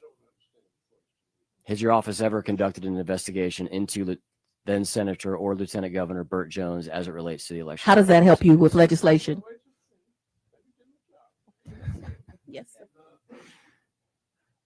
Don't answer it as part of the deliberative process and investigating. Is it not a matter of public record, Governor? Then why are you asking? I'm laying a foundation I'm laying a foundation, as you would call it. Well, why don't you skip along to the question? We're getting there. You're objecting to the it's deliberative as to whether or not Lieutenant Governor Jones is part of an investigation. It is deliberative because we know it was part of the investigation and he was indicted by two, or recommended by one and by a second one. But the reason he was indicted. I'm not asking for the reason he was indicted. So I believe that we can agree on the grounds that Lieutenant. The question is the degree to which Madam DA was aware that Jeff DeSantis, while he was serving in the office, was the registered agent for a business named Charlie Bailey for Georgia.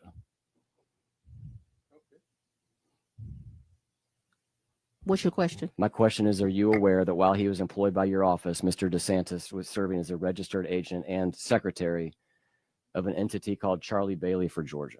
I don't think I knew that until now.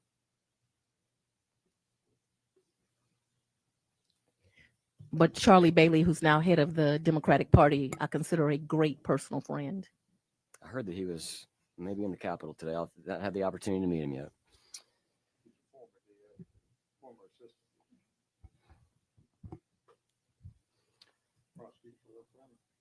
Are you aware of any work that Mr. DeSantis did on Mr. Bailey's campaign? Nope. When he ran for lieutenant governor or for, I believe this was for attorney general? I'm not aware.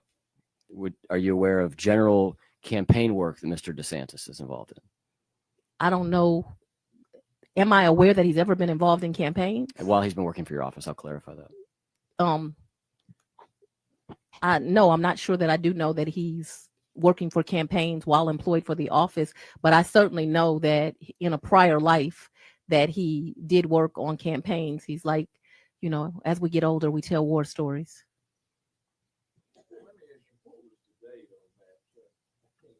Well, it varies, Governor. It says 2/1/2018, which would have been long before I was there, but then it says last annual registration year 2022. So I'm not sure at what point Mr. DeSantis did this. I'm not sure it tells what it purports to tell, but it's on the screen. Well, the secretary as well is what I was asking about, which is the role of an officer. The officer information is noted there at the bottom. Did you say you were a supporter of Mr. Bailey when he ran for attorney general? I said that Mr. Bailey was a friend. I think that was a cute little question you asked. But what I said was that he was a good friend. He used to be an assistant district attorney that reported to me when he was a younger lawyer. I was his supervisor.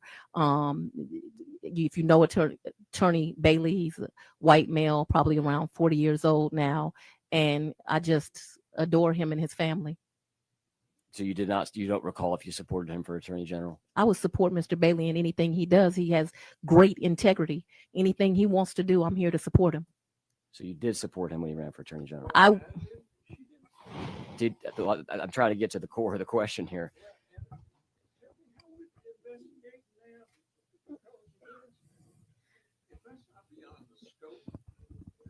We know that Mr. Bailey there was a finding of conflict in this case, specifically relative to Mr. Bailey. I'm sure that part of that may have been to the campaign contributions that were made on behalf of the DA to Mr. Bailey, which is now on the screen.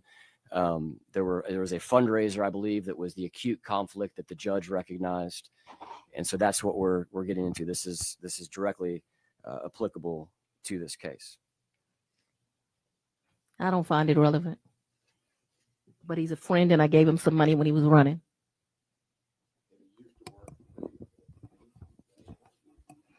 And I'm asking people to give Tanya Miller for Georgia some money so we can get a good attorney general in here.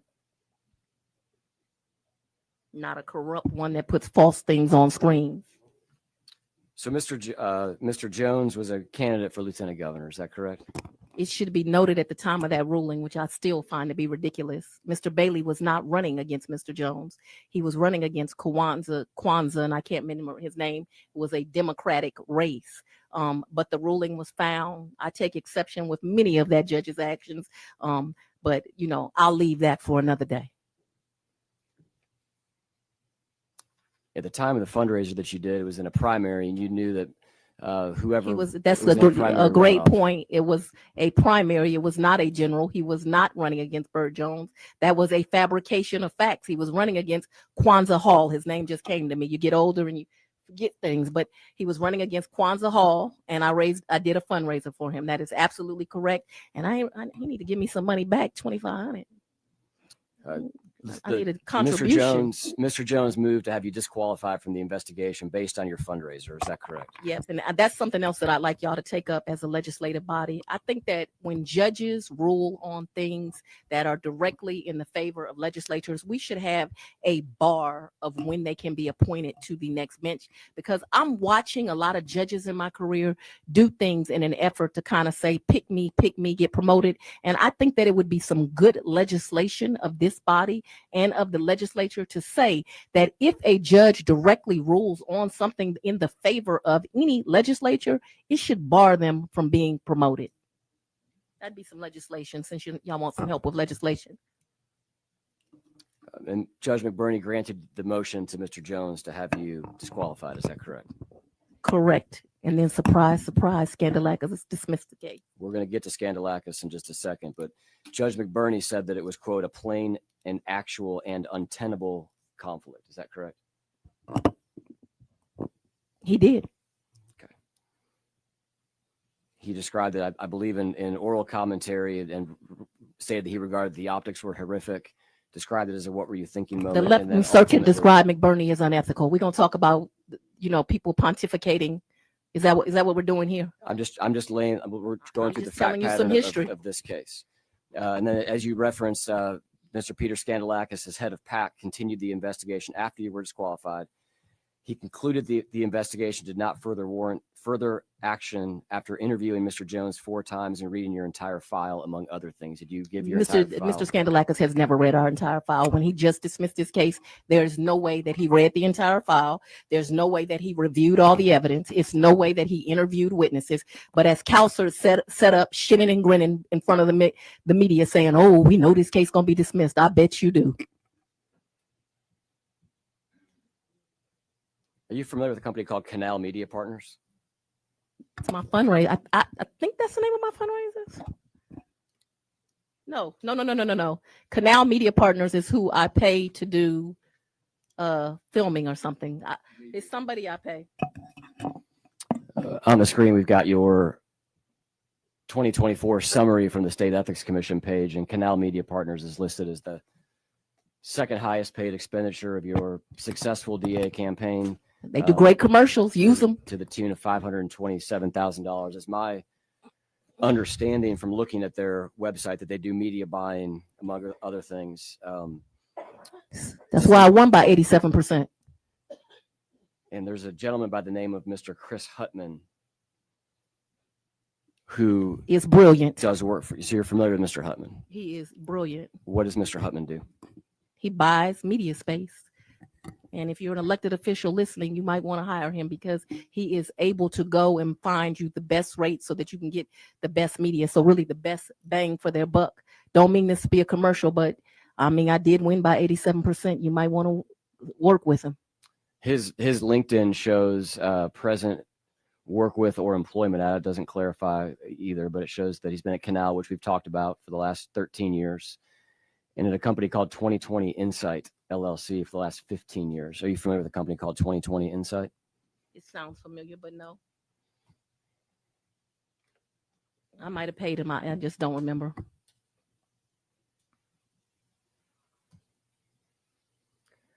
According to 2020 Insight's current website, It is a partnership between, well, they don't say partnership here, but the states under their Who Are We? It lists Mr. Jeff DeSantis and Chris Hutman, Mr. DeSantis being the same one that serves in your office, and Mr. Hutman being the gentleman that we just talked about that you referenced. I don't know that he currently still works with him, but we could have got to that question 3 questions ago. I know at one point they worked with each other. The website for saying that Mr. DeSantis is there is current, but it's your testimony today that you don't know whether he does work with 2020 Insight before. I don't know that he actually continues to work with them, but I certainly know that in the past that he worked with him. Is it your understanding that Mr. DeSantis and Mr. Hutman were business partners? I really don't know what their professional relationship was, so I don't want to speculate. I will tell you this: the governor talked about old men having to go to the bathroom.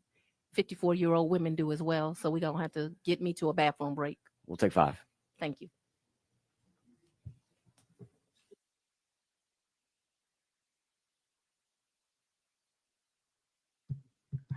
She is too much. I mean, like way too much.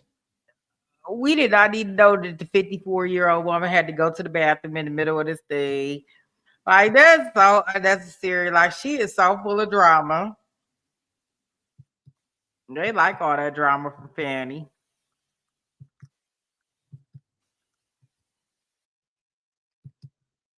Oh, maybe they went and took their lunch.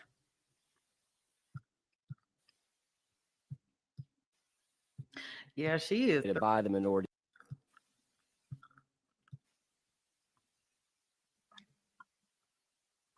And so that's what I've been doing so far this morning. And then in conjunction with that, any questions from the minority party would go through the minority leader or an individual designated by the minority leader. And Leader Jones is here. You've indicated you will be asking those questions on behalf of the minority party.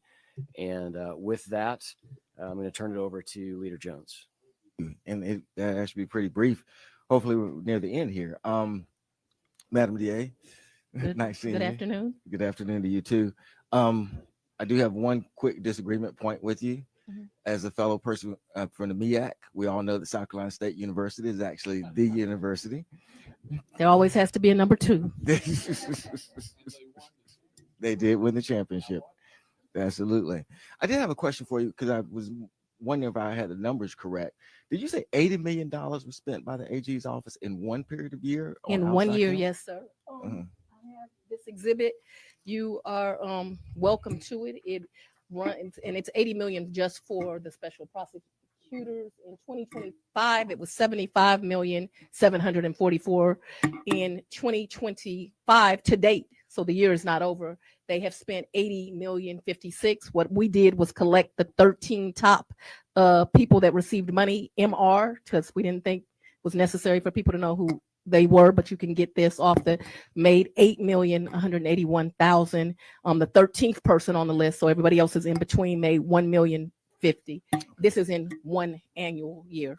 And I thank you. And thanks for clearing that up. I did have a question also about the block billing, and I know that you didn't really look at the bills, but just kind of asking from a standpoint of just, I guess, experience. It could also be just as reasonable that whoever was actually looking at the bills could say, look, I don't need every phone call. I don't need every witness name that you talk to. Just give it to me in one kind of block, and we do it that way. And by the same token, someone else could say, no, I want every single thing. And you just have a difference about how the person can input it into their particular system. Is that accurate? Ms. Whitmore, who is the CFO for the county, is a stickler. If she paid a bill, it was done to whatever the county rules are. But again, you're asking me to speculate. Yeah. I never saw the bills. I don't see the invoices. And that's a good point of clarification. Several documents have been put up this morning. I can't attest to the accuracy of any of them. In fact, it is clear that some of them have been augmented and they're not authenticated documents. So no document that's been shown here today has been authenticated. And it's clear that some of them have been altered. But whether they've been altered or haven't been altered, it was my first time seeing them. Right. In any event, however a person wants to get the billing or not, would you think that this is actually a good way for us to come up with a recommendation on how local DAs or solicitors should actually try to do their billing for outside counsel, that the Georgia General Assembly should decide this is how we should do our billing practices. What I think is that the voters should elect ethical district attorneys, and that those district attorneys should do the things that are needed to make their communities safer. And that I always like the idea of, for me, I don't think it's necessary for every DA, but I liked that the county looked at our documents. I didn't have to do that. But I knew I was a Black DA. I knew I was the first woman DA. And so I took extra precautions because I understand what that means. Absolutely. And you also want, I think, kind of clarify on this White House trip where you're saying you were actually on the lawn. I didn't know if you wanted to. I was not at the White House. Right. And so that has been a lie that has been purported by members of this committee. What happened is, I know we don't like to talk about Black history, right? We want to get rid of Black history museums. We want to get rid of, and I want to say this, we want to get rid of free admissions to parks on Juneteenth and on Martin Luther King's birthday. But I'll let you know something. I appreciate our president because he made free admissions to parks on my birthday. So I do appreciate that. Hopefully King Petty don't get rid of that day. But right now you can get into a federal park on my birthday for free. Now, with that being said, that was a party celebrating Black History Month. And I was so excited to get the invitation. And leaders from all across the country literally came to not the White House, because I never went to the White House on that trip. And I think I was there like 24 hours. It was at the vice president's house, but not actually at her house. It was in a tent on the lawn. Quite frankly, while we were there, I never got a chance even to meet the vice president, which was disappointing. I thought, you have all these people from all over the country there. You would like kind of do an assembly line and sign and, everybody take a picture. But that did not even occur. She did come on the stage at one point with her Secret Service all around her. I don't know what was going on, but Secret Service was all around her. But it was still a very valuable trip because I got to meet leaders from all over the country that were trying to service their communities. And so I was honored that I was thought to be a leader worthy of having an invitation to that event. Thank you. And there was also a question about whether Judge Wade had met with somebody from the January 6th committee and things of that nature. But let me ask you this, whether that took place or not, and there's a question about that, but whether that took place or not, would that have any relevance to the co-conspirators in this case who are going around from state to different states, making that stuff about the 2020 election and actually trying to do the things that they were trying to do in this case? We based our case on what we investigated. And as someone from the South and as a Black woman, I've taken a lot of offense to this because there's been this indication that I'm not smart enough or people from the South aren't smart enough to be able to do this type of complex investigation. We did it. It was my team who did it. We did it all. And Dolezal, I hope that I pronounced your name right because I want Senator Dolezal, asked about ethics. I think he should know if we want a full picture of ethics that Judge McBurney, who he just mentioned, one of the fake electors threw him a fundraiser. So while we having facts, I want to make sure we get all the facts out here. And when we're talking about also with, Judge Wade and billing and things of that nature, did that cause at all? I think the record would show that the vice president's personal attorney, based on what these conspirators actually were doing, actually called a former federal judge and said, you need to send out a tweet to say that Vice President Pence must actually certify this election because he was so concerned that there might be denied a certification coming January 6th. Anything about this billing have any impact on any of that kind of thing taking place at all? Nothing about this billing can bring back the 5 lives that were lost on January 6th, to include, I understand that 4 were people that were in the mob, but they didn't deserve to lose their lives. 1 is very personal to me because it was a police officer just trying to serve. And here goes another example of a good American, and this is not about parties as you all have tried to make it.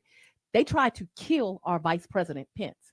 Now, I probably have never agreed politically with anything Pence said, but what I do know is he has a right to do his job and to be free from harm. And we're trying to, we say we're not for violent crime, but we sure like violent criminals if it's helping our cause. And we also talked about, what is it called? Critical measures? Critical mentions. So even discussing that, would critical mentions actually have anything to do with the fact that just yesterday, as a matter of fact, 2 former co-conspirators, case have been dismissed. I think Mr. Roman and Mr. Cheeseborough, just yesterday in Wisconsin, was held to answer charges, 4 felony charges for actually creating a fake elector program that was similar to what was prosecuted right here in Georgia. That they're going to be felony charges facing those. And there were two conspirators in this particular case that had the same kind of scheme. Anything about his billing or anything about critical mentions have anything to do with the fact that two persons that were indicted in your case, right now, just yesterday, a judge in Wisconsin said, you're going to face charges, 11 charges, based on similar scheme that took place in Georgia. No, and it should be noted that Roman was indicted in 3 separate states, and that many of the co-defendants were indicted in separate states because, and let's be clear, so the record is clear. In my indictment in Arizona, they indicted John Eastman, Gina Ellis, Ruben Giuliani, Mark Meadows, and Mike Roman. Mike Roman was represented by Merchant, who came here and testified. In Wisconsin, they also indicted Cheeseborough and Roman. And so, we could go on and on about in the federal case had only one defendant, Donald Trump, but he was also indicted in my case.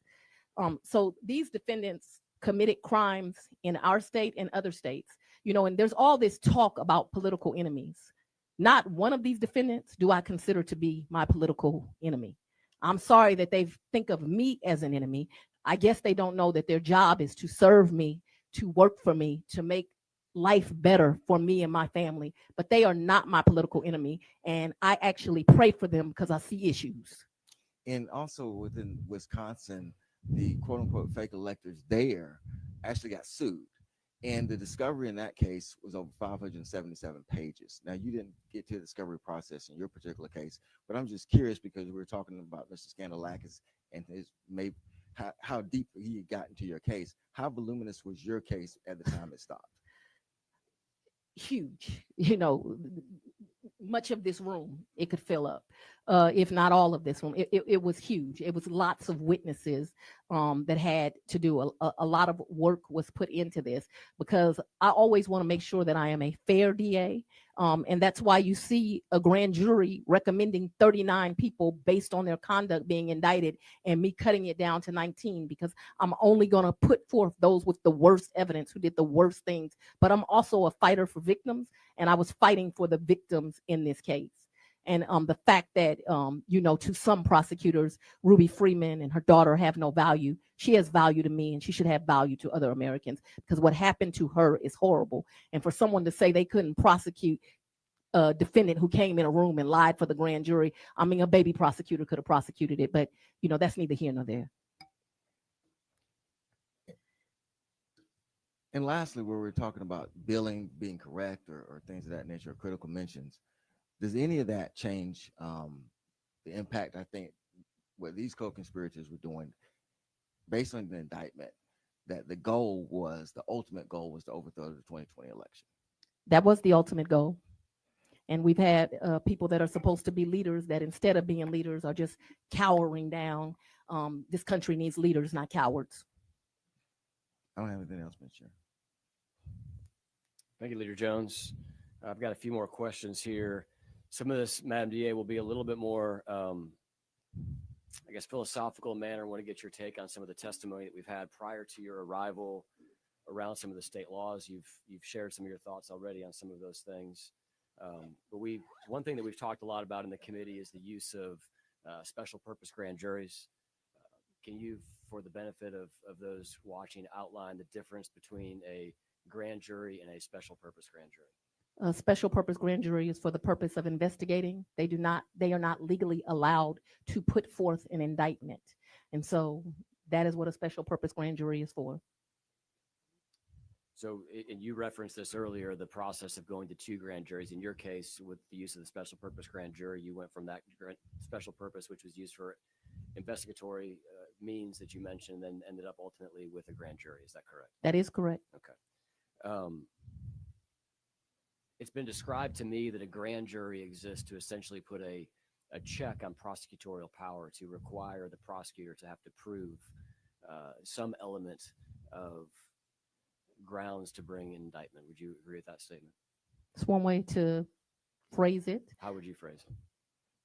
That a grand jury is made up of citizens that the citizens are brought there. I'm the only DA in the state. I do grand jury 4 days a week. So I have an A grand jury. It runs on Monday and Tuesday. And I have a B grand jury. It runs on Thursday and Friday. And we bring forth cases to the grand jury where usually law enforcement, but sometimes lay witnesses testify. If the grand jury finds that there is adequate evidence, they will put forth an indictment. It should be known by the general public that not all felonies require an indictment. Some of your lower level felonies you can do by accusation, just like you could do a misdemeanor. But for any serious felony, you need to go to the grand jury. You may have touched on this, and I'm just going to ask you to, in the context of this conversation, outline it again if you don't mind. What was the reason for the use of a special purpose grand jury in this election case? To investigate, to make sure. I took this matter very seriously. I was not just going to charge people with a crime before I found evidence. And sadly, a lot of people in government, the governor, and other officials refuse to testify unless they had a subpoena. Well, I can't get a subpoena unless I have a special purpose grand jury. And so we served them with subpoenas, and they honored their subpoenas and they came forward. So with the grand jury for out-of-state witnesses, there's no way to get, for a regular grand jury, to get a subpoena? For a regular grand jury, but by the time you're before a regular grand jury, you're indicting. And I didn't go into this case knowing that there would even be an indictment brought forth. Tell me about a material witness warrant, what the process is to get one, and when one would be used. When someone won't cooperate, you have to go get one. Do you have to get one for all out-of-state witnesses unless you're using a grand jury? I'm sorry, a special purpose grand jury? You can get a material witness warrant for a witness in a trial. We have had to get material witness warrants for someone in a trial. So I don't know that I understand your question, but basically when someone will not cooperate, it requires you to go get a warrant. Typically you have to send someone to that state. They have to testify as to why this person is material. Then the judge there makes a determination. Yes, they are material. They sign the warrant, they come down. That's very brief, but that gives you kind of the gist of what a material witness warrant has been used. I've used them many times in my career. My understanding is essentially you need two judges. What sounds like one's the out-of-state judge, one will be a Georgia judge to compel that testimony. Is that accurate? Because they have to make a determination that it's actually material. And with a special purpose grand jury, you have the ability to send essentially a letter and a warrant to whoever you wish and compel them to testify without the process of going through the material witness warrant. Is that accurate? Yeah, again, we're getting into the weeds. We needed a special purpose grand jury because I need to be able to issue subpoenas. So you can issue subpoenas from the grand jury to bring the people there to testify. And so if you're asking that we do that process, you know, we fought in every court in this land. Lindsey Graham took us all the way to the Supreme Court of the United States, who unanimously, I believe, I think it was unanimously voted that he would have to come into appear.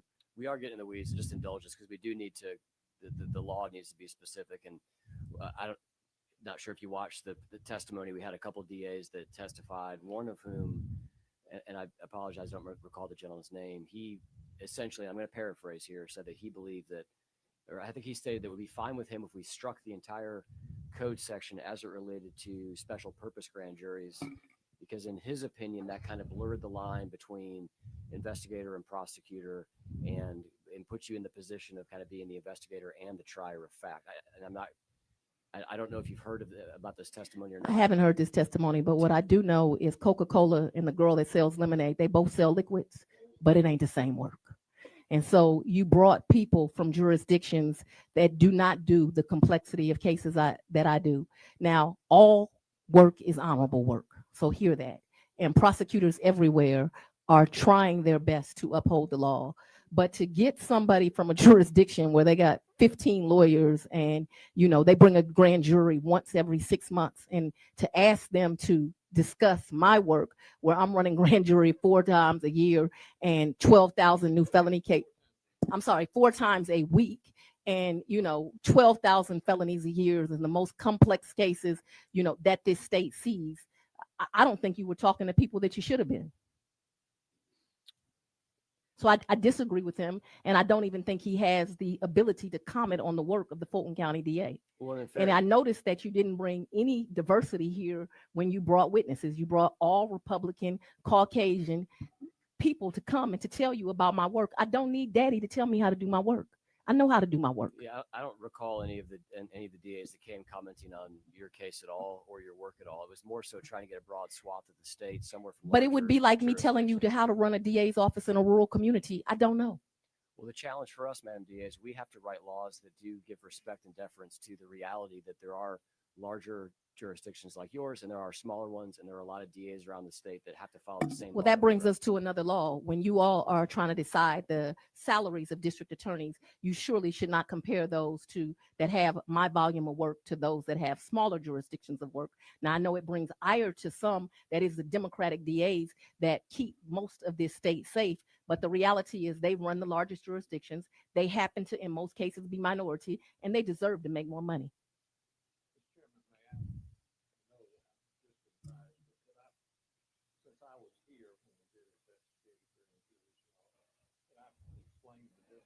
Governor, I think we'll defer to you, not because you were a governor, but because you started your illustrious career in the Georgia State Senate. So, well, your first elected role was in this chamber. With a grand jury, and there are lawyers everywhere that do not understand this. When a grand jury, you present a bill of indictment or a special presentment, you can do it either way, to a grand jury. Then there has to be laid before the grand jury a specific bill of indictment alleging facts, circumstances, and the defendants. And you just can't use a regular grand jury to say, well, we need to investigate this. The law goes back to the common law. It has to be an indictment, perfect in form, laid before the grand jury, charging a specific person with a specific crime. So there is no way for a regular grand jury to investigate, unless they are given some civil investigation powers, for example, the jail, things like that. But in a criminal case, the case has to be made on that bill of indictment. So in a investigative grand jury, and they're rarely used, but investigative grand jury says something went wrong here. And I don't know exactly who should be indicted, and I don't know exactly what they should be indicted for, but it deserves investigation. And where a grand jury may be drawn and is set in statute, an investigative grand jury requires the additional step, so that it won't be misused, that the additional step that, in fact, it must be approved by not only the district attorney, but the chief judge. Not that I'm trying to instruct you on the law, but. Remind me, Madam DA, how many times in your career as a DA of Fulton County have you employed a special purpose grand jury? Once. Okay. Chairman Calzert, who obviously I've said before can't be here today, he has contemplated this concept of a statewide grand jury. And one of the things that he and I talked about was just getting your thoughts on whether it's appropriate for the Fulton County DA and Fulton County grand jurors to have sole authority and responsibility, essentially for prosecuting all state level officials, simply because the capital is here in Atlanta, or what your thoughts might be on with that resting with the Attorney General and a local municipality. In this case, that would be, or a local jurisdiction, which would be your office. And that's the real issue. And I know that it bothers you all that the district attorney in Fulton County is me. But I think you absolutely need, when laws are broken in someone's jurisdiction, they should have the ability to prosecute them. There is no need to do that in that way. And the reality is, I prosecute more cases than the Attorney General. We are equipped to do it. We are doing it. I think that what has happened is the complexion of the DAs have changed. And so now there's all this concern. Now we need a QAnon committee, the oversight committee y'all have come up with. Now we need a statewide grand jury and we need to take rights away. No, it's just fine how it's always been.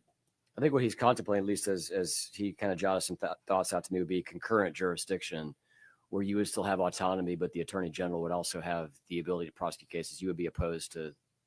They already have that ability. Okay. They have that ability. So then they And have the ability. that may be the distinction that he was getting to. I just want to get on the record because he couldn't be here today, and that is something that he asked about. We heard from, and I'm just going to summarize this because I know we are getting short on time. I do want to talk about federal grants because it was discussed in this committee. Did you hear me say I just passed another audit? I did hear you say that. I believe that asked and answered, I believe, as y'all would say. And I don't think you gave us this number, but what's a ballpark number of federal grants in an average year of what y'all receive? Is it hundreds of thousands? Is it a couple $1 million? Is it? I don't know an exact answer. I can tell you we do excellent work with our grants, and because of the current administration, not just in my office, but all over the country, people are losing valuable grant money to do the work of the people. And that is going to require some work of the legislature because the state's going to have to kick in more. This year alone, I lost 14 employees as of September 30th because not as many grants are being given. Grant work that just does excellent things for community. And the grants, so that we're clear, they're actually not the Fulton County District Attorney's grants. They're not the Atlanta Judicial Circuit's grants. They are the grants of the county. So they are not my grants. So that's a misnomer slang.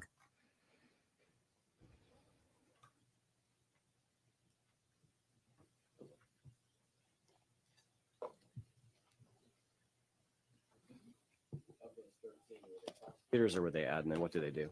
A combination of everything. Some lawyers, some investigators, some staff. Okay.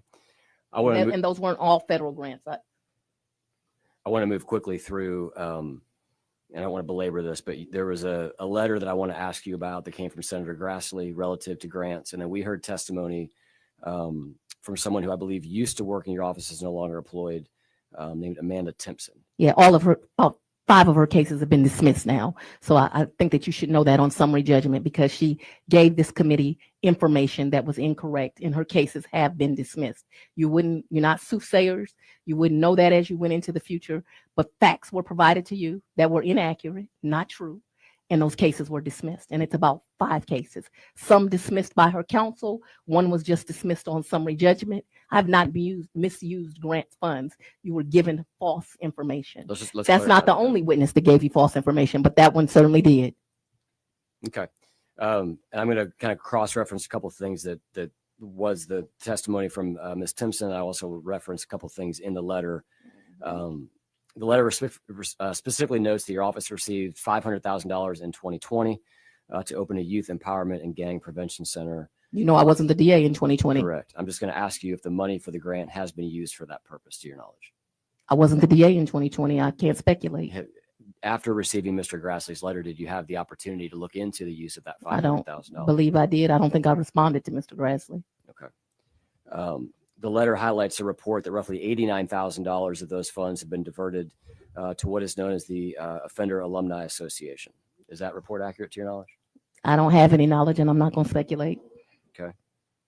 When Ms. Timpson was here, she previously testified that she discovered the office was using these grants and expenses that were not eligible for the grant. Specifically, she mentioned swag, computers, and travel. And didn't know what she was talking about, which is why her cases were dismissed. So is it your testimony that the funds were not used for swag, travel, or computers? Let me speak specifically to the one that I know about. Okay. I bought a computer for a grant employee. I did not use grant funds to buy it. Which I do with all my grants. It's never enough. So you always do things to support the people working on the grants. But what I can tell you is her cases were dismissed because they had no merit. One was just dismissed on summary judgment. She testified that she had brought this to your attention in late 2021. Do you recall that conversation? I do not recall it. What I recall is Ms. Timpson being a troubled employee that did not do well at the office, that I moved her. I remember she was one of those people I interviewed. I remember feeling terribly sorry for her because she's got a tragic story. So I was proud of that. She had kind of lifted herself up by her bootstraps, but she ended up being an employee that was a holdover employee and not very good at her job. We tried to work with her. Ultimately, she put some of my employees in fear and she was let go. And that's what I recall. And she was let go in January 2022. I don't remember. I've had up to 400 employees before the ARPA money was employed. Like I literally have no idea. She obviously was not a lawyer or an investigator, and that is the tiers of my office, a lower level employee. I don't remember. Okay. Going back to Grassley's letter. I told you I didn't respond to Grassley's letter. I don't remember it. It doesn't stand out to me. It wasn't important to me. I'll just highlight for you one thing he said, just allow you to clarify if it's accurate or not. He cites a report in the letter that says that in 2023, 98% of these federal grant funds were spent on travel and conferences. I don't know if that's true or not. I doubt it's true, but if it was spent on travel and conferences, it would have been allowances of the grant. But that sounds inaccurate to me. But again, we're speculating. Okay. Chairman Grassley asked you for a series of documents, and based on what you just said, I think I know the answer to this question, but I just want to clarify. He asked for a list of all federal grants received by the office since 2019. Complete accounting of all expenditures of grant funds, reports related to planned expenditures of those funds.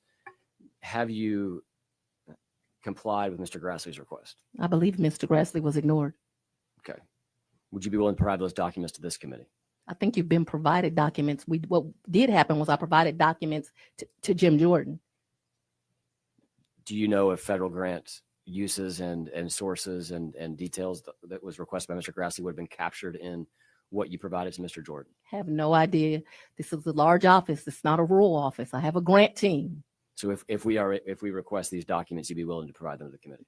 Whatever's been provided is what I was willing to provide. Okay. We'll consider, but I think it is included because I went to Washington on Jim Jordan. Can you say that one more time? I went to Washington on Jim Jordan twice, and not only did they have all the documents, they sent another team of auditors down, and they said everything's correct. I just passed a federal DOJ audit this week. The Fulton County Ethics Code was amended in April of 24 to clarify that it includes elected officials. Is that your understanding? I have no idea what Fulton County did. That wouldn't apply to her. Yeah, I'm not a county elected official. I'm a state. She's a state elected. Right. Okay, so your position would be that the county ethics code, anti-nepotism code that they updated to include elected officials, when they expanded that scope, that would not include you. That would be There's county electeds and there's a state elected. I am a state elected. Okay. I represent the Atlanta Judicial Circuit. Does PAC have any sort of model language around either internal ethics codes for your office to use or any sort of anti-nepotism You have to ask PAC. language? Are you aware of I'm not. anything that PAC has provided? Can you provide the committee with any sort of internal ethics guidelines that you have, as well as any sort of anti-nepotism policy that your office has in writing? That's the thing that we'll consider and decide whether it's relevant to the inquiry or whether it's privileged or whether you've already received. Okay.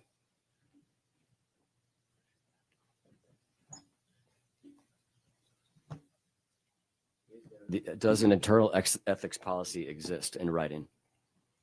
You know, you mentioned companies, and it's interesting because I also saw where you posted where it's always Fulton County. But the truth is, you have a company that you've listed on your disclosures for finances, and that company stole millions of dollars from Fulton. If you want to look at ethics, you might want to look at that.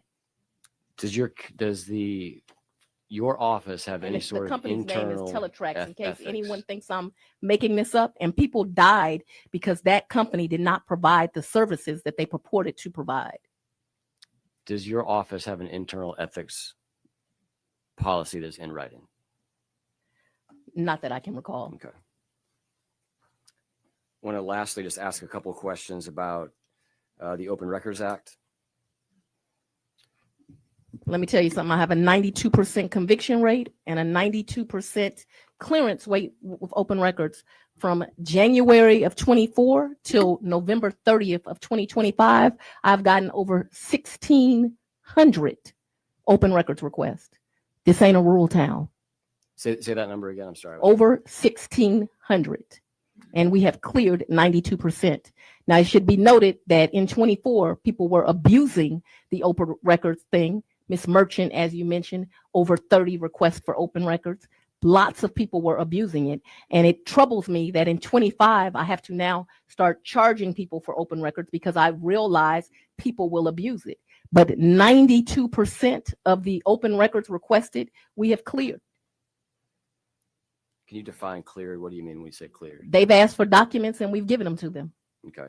And you mentioned you're now having to charge an hourly rate. You were not, there were no hourly rates. Not from January 1st of 2021. That was a novel idea. A young, naive, new district attorney did. I thought that I could provide documents, or I wanted to have transparency. I wanted to be able to communicate with the public, and I wanted indigent people as well as rich people to be able, if they had something, to give it to them. What I didn't know is that there were a lot of evil people that would abuse that to make up lies. Can you clarify for me? You said you started charging just earlier this year. January of 2025. Okay.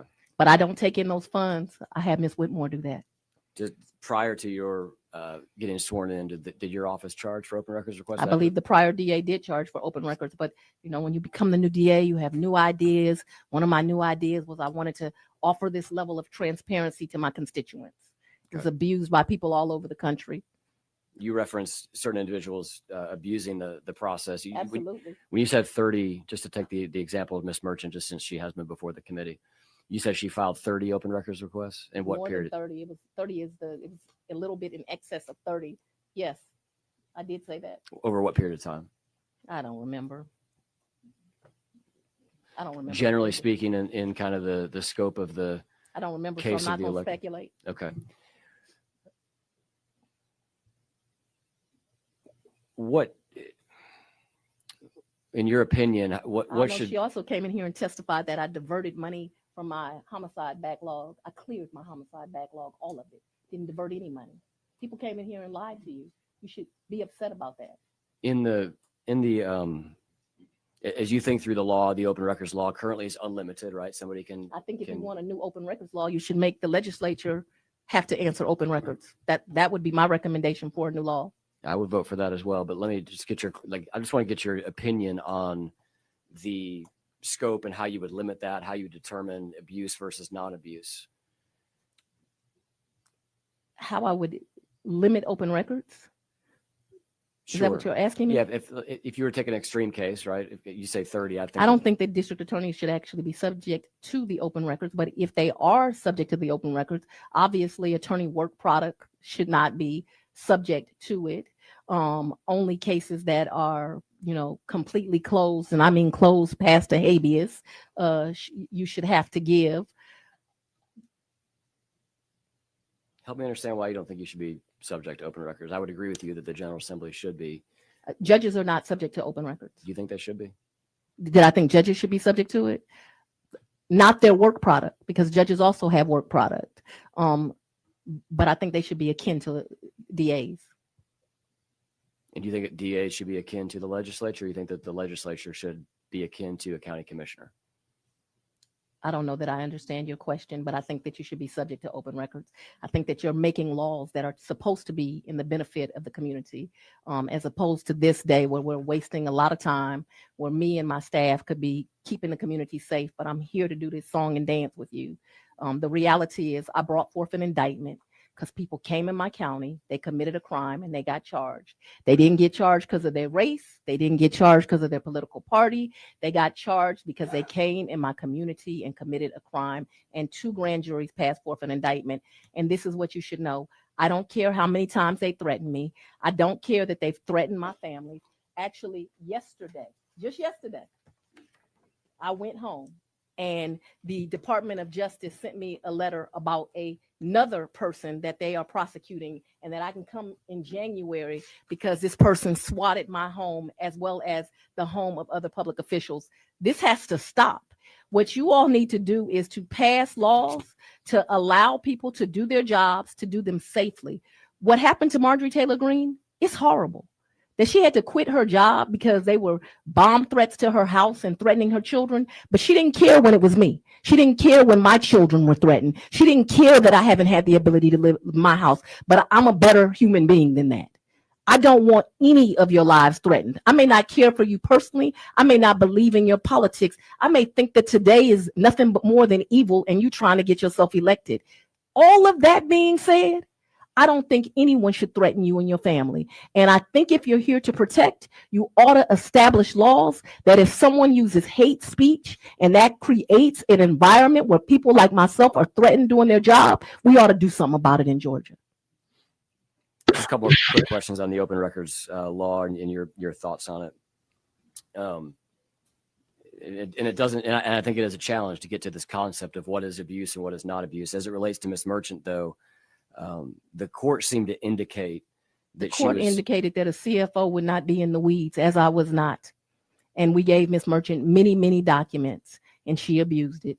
So if you look at what they said, the court said that the CFO, which is what I am of the district attorney's office, I wouldn't be involved in the weeds. What I know is that when you have 1,600 people requesting, we do the very best we can. What's a shame is because we had people abusive, I now have 3 attorneys working on open records, 2 master level peoples and an employees. None of those people are doing the work that I care about. What I care about is getting gangsters off my street. What I care about is getting people that sexually assault children. I don't hang out with human traffickers or the victims. I care about representing people that are trafficked. Like, we've got problems here in Georgia. They're real problems. This is a major metropolitan city, and I'm standing on the line here trying to keep people safe, and y'all have me in here with this foolishness. I indicted them. I'm indicting them again if they committed a crime in my jurisdiction. I don't care if you like it. It's not 1948. No, let me get to this. It's not 1948. I know that you're offended that it. I didn't. So here's the question. He done cut her right up again. What I was asking was, and I think I didn't get there. The court essentially found that Ms. Merchant was treated differently than other people making open records requests. You're correct. It did find that you were not in the weeds on dealing with that. What I'm curious about in response to the court case, have there been any internal changes with how you handle? I now have 3 lawyers on open records, 2 master level people, and an assistant. That was the change. Okay, so I had to waste more resources to not do the main thing. So you want something else? Give the district attorney in Fulton County more lawyers so that she can do our job, because what happens in Fulton is going to impact the entire community. Gangbangers don't stay just in Fulton. They go to DeKalb, they go to Coweta, they go to Douglas. And I'm here on the front line keeping people safe. And you talk about critical mention. It wasn't just about this case. I prosecute a lot of high profile cases. Walk me through the change real quick. What did you have before in terms of staff, and what do you have today? When I started, I had one. Well, I say before, let's call it 2024 versus 2025. I've increased staff. I now have 2 special assistant attorney generals that work on it. I have two special assistant prosecutors that work part-time on it. I have right now 2 lawyers that work on it full-time. I'm bringing a 3rd one in. I have 2 master level people that work on it. When I first got there was 1 lady with a master's degree. We've had to expand and expand and expand for this foolishness. And what I'm supposed to be doing, and my main emphasis, what I focus my day-to-day on, is making sure I lock up murderers, making sure I lock up sexual offenders, making sure I lock folks up that are dangerous. And I also spend my time on making sure we have programs for people so we can turn their lives around.